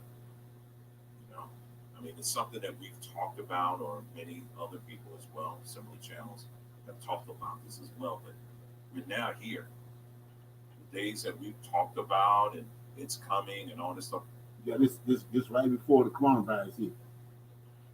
We're actually in those days right now, today. And so now the question is, how do we practically, and what do we do to prepare or batten down the hatches, in other words. So what I'm going to talk about is this is fact. This is not how can I say, it's not a theory. It's not a guess.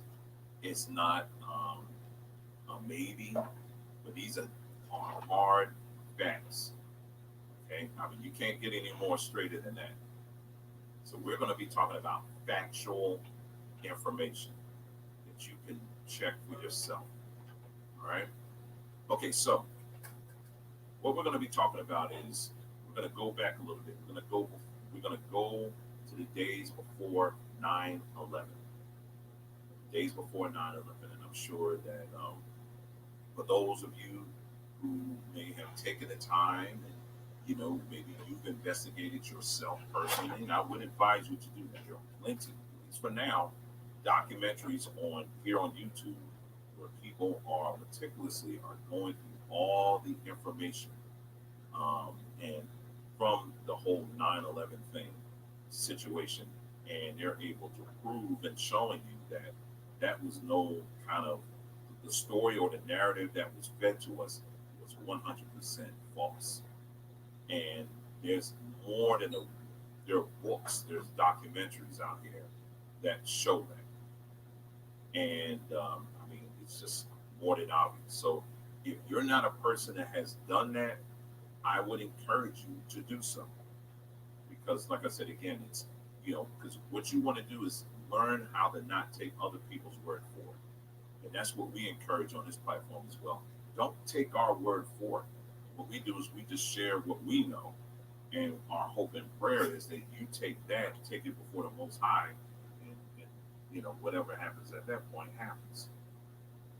So we're going to go back to the days before 9/11. And one of the things that came out after all this stuff, after 9/11, the towers went down and all that, was that the United States was actually rehearsing for such an event where planes, it was a what if scenario that they were centered around where what if planes were hijacked and flown into the World Trade Center.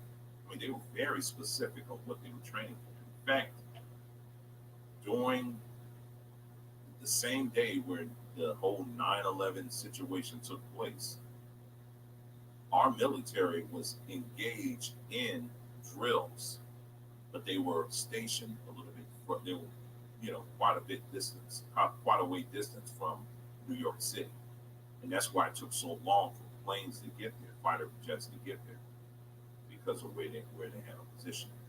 So our United States government was training for such an event, and like I said in one of my videos, you don't train to play you don't train in the gym playing basketball if your intent is to play the violin. You understand what I'm saying? In other words, if I want to play the violin, guess what? I'm going to rehearse with the violin. What do I mean? In other words, when you're training for something very specific, that means you are expecting something very specific to happen. You don't deviate, you don't train on anything else but that specific scenario. Okay? And that's what our government was doing. They were training for a very specific scenario. So let's go back to 9/11 again, and let me show you this first article here. This is in the New York Post. This is a shorter article, and then we're going to get to a much longer article. And I will say this as well as we're getting into this video. There will be quite a bit of reading in this video, and it will switch to some video. So again, if this is a video that you need to take some time watching and listening, then do pace yourself. Pace yourself. Don't, it's better to pace yourself and get all the information than to feel like you gotta consume it all in one sitting. You understand? So let's get to this first article. It's in the New York Times. It says pre-9/11 hijack drills revealed. Go ahead and make this bigger here so you can see it. It says the military conducted exercises simulating what would happen if hijacked airliners crashed into targets 2 years before September 11, 2001. It was reported today. The North American Aerospace Defense Command was even going to use the Pentagon as one of its targets, but decided that it was too unrealistic. USA Today said numerous types of civilian and military aircraft were used as mock hijacked aircraft, NORAD said in a statement. It added the exercise was done to test the The various procedures, including the ones for detecting, identifying, and intercepting planes. President Bush has maintained that no one in government envisioned the possibility of terrorists flying airplanes into buildings. Yet, again, as we just read, they apparently did because you were rehearsing for such a scenario. Okay, let's get to this next article here, and this is the one that's going to be a much longer article. Okay, and this is found on 911truth.org.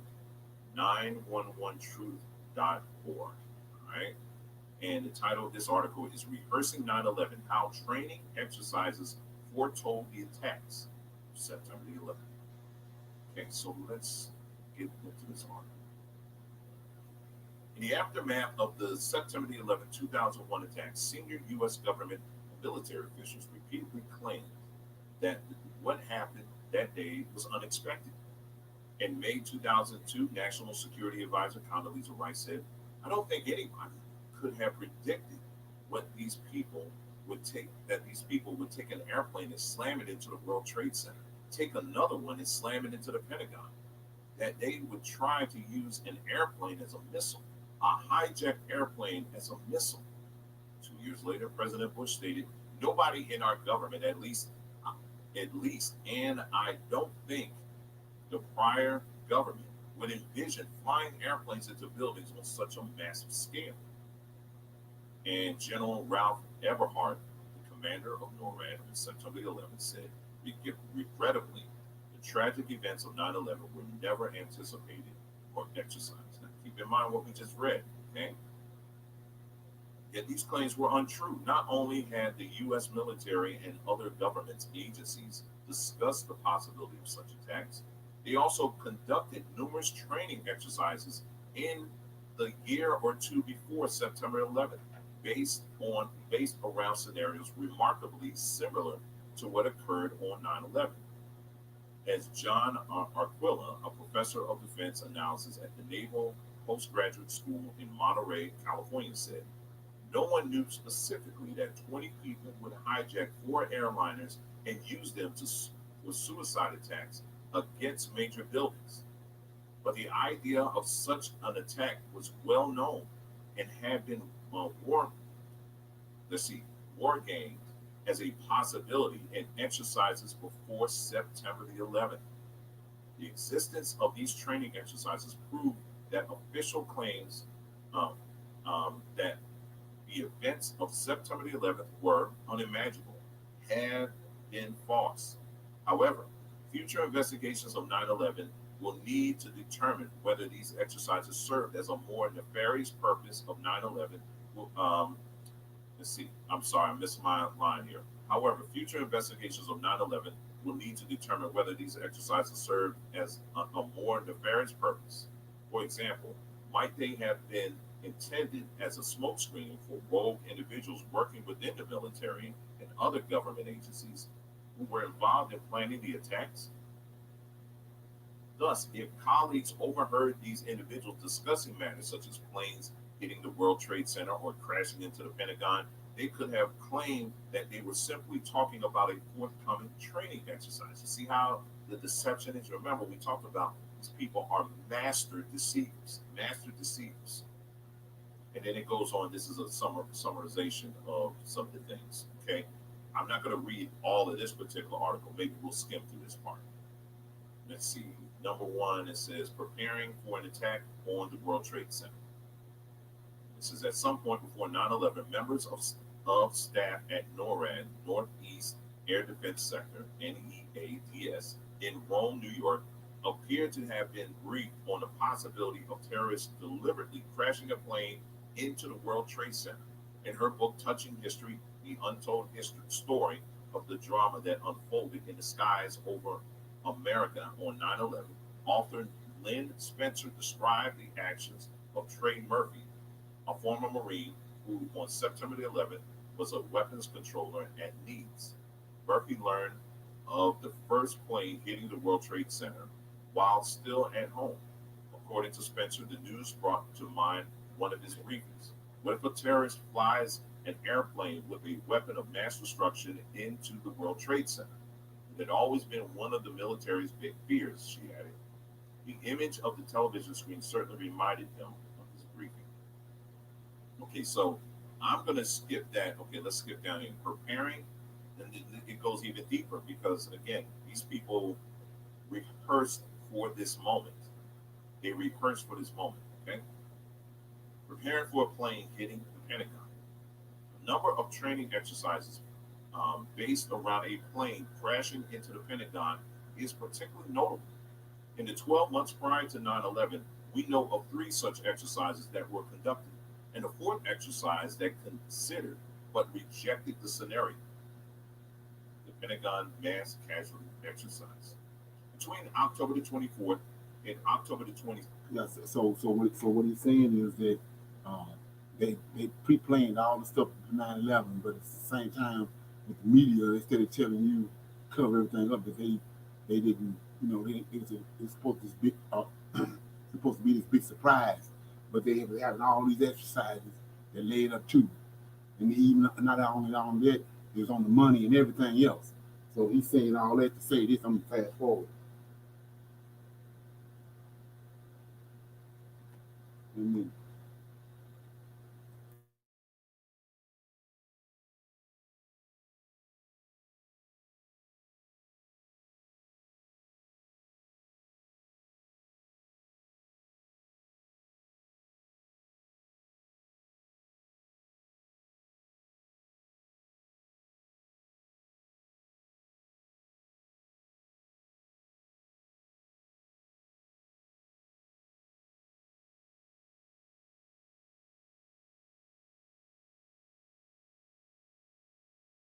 And that is P-Tech.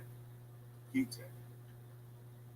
P-Tech basically, in short, was described as a software business that was pretty much owned or operated by Saudi people from Saudi Arabia. Little known fact is it wasn't just people in Saudi Arabia. You also had elements of Mossad, which is the Israel secret service, who play a major role with P-Tech as well because that's what they do. They don't necessarily have to be on the forefront. They just pay other people to do their thing. And if you know the history of Saudi Arabia, um, you know, Saudi Arabians and Israel going way back, they have a strong tie, historically speaking. And in many ways, they're one and the same. And so, anyway, P-Tech, this company, to make things simpler to explain here, they have a software company, and in short, their software products were products that were used in a major way in all of these major government departments. And you have the CIA, you have the Treasury, the Federal Aviation Administration, the Department of Homeland Security. Well, that wasn't around then. That wasn't around. Department of Homeland Security came afterwards. Department of Energy. All these different departments, their software is used. And so, with this software in place, because one of the big complaints about P-Tech was the fact that on that day when 9/11 happened, none of these departments could even speak to one. I mean, it was just mass confusion. Why?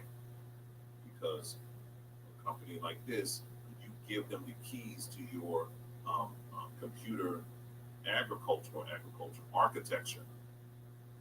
They have the ability to come in and they can create backdoors and stuff. And it's especially something that you don't want to do if you know that another government is behind it. That's the last thing you want to do. Because when you're going to be a contractor, especially when it's dealing with computer stuff, you really go through the ringer because they want to make sure that you're not, tied to a specific government or anything like that, that you're just a straight business. Well, in this particular case here, the United States left the door open for this company, which was you had Israel and then Saudi Arabia working together, and they were pretty much in control of all of this. So when 9/11 happened, they had the ability to shut things down and basically bring in all types of confusion. This system now all of a sudden can't talk to that system and all that other stuff. So if you want to learn more about that, I would advise you again to James Corbin. Um, this is the name of the video, P-Tech and the 9/11 software. I would advise you to take a listen at that video. It's mostly audio. He does have some video in it as well, but I would advise you to look at that. Okay. Let me see if I had something else because there is a video that I want to transition to.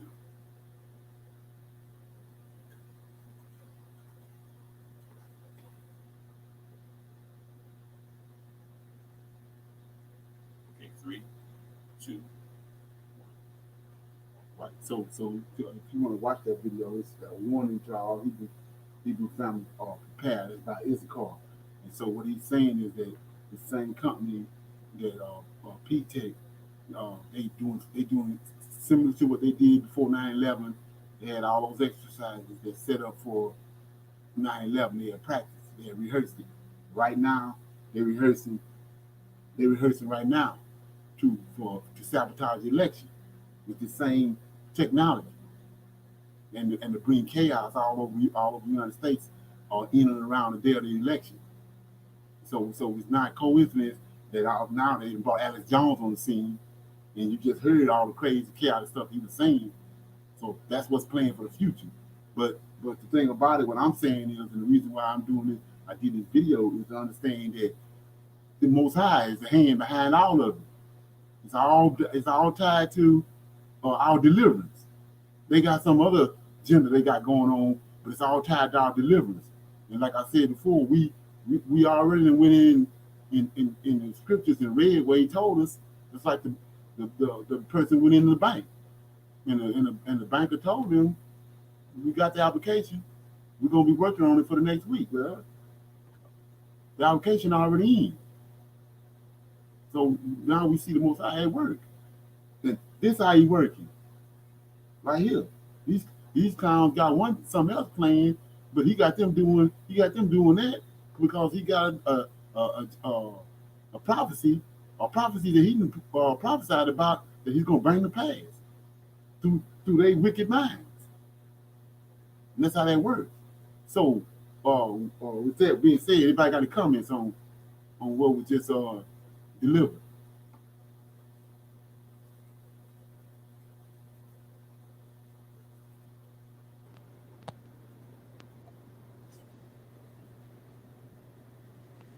Absolutely. Thank you for fantastic um, understanding of the latter days and the times that we're in, and that the Lord of hosts is in control no matter what we see and no matter what we hear. So thank you so much. Okay. Anybody else? You got something out here?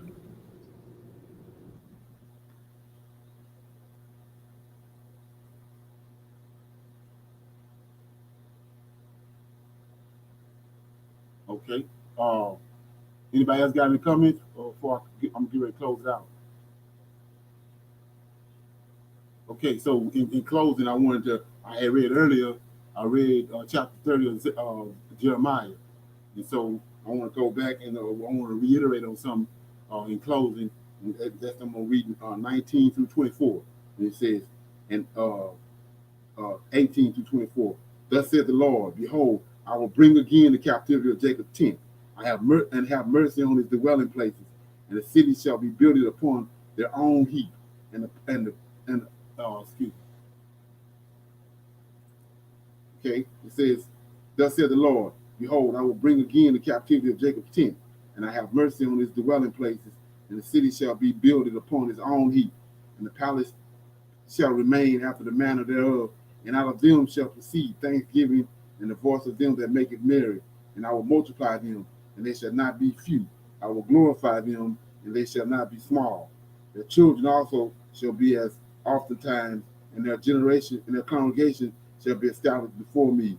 And I will punish all that oppress them, and their nobles shall be of themselves, and their governors shall proceed from the midst of them, and I will cause him to draw near, and he shall approach unto me For who is that it is engaged his heart to approach unto me, said the Lord. And ye shall be my people, I will be your God. Behold, the whirlwind of the Lord goeth forth with fury, a continuing whirlwind, it shall fall with pains upon the head of the wicked. The fierce anger of the Lord shall not return until he have done it, and until he have performed the intent of his heart. In the latter days ye shall consider it. And that's where we at, Israel, right now. We're looking at this and we're considering it. It's happening right in front of our faces. So with that being said, I want to say shalom, shalom, and another shalom. I'll see you this evening at 6 o'clock.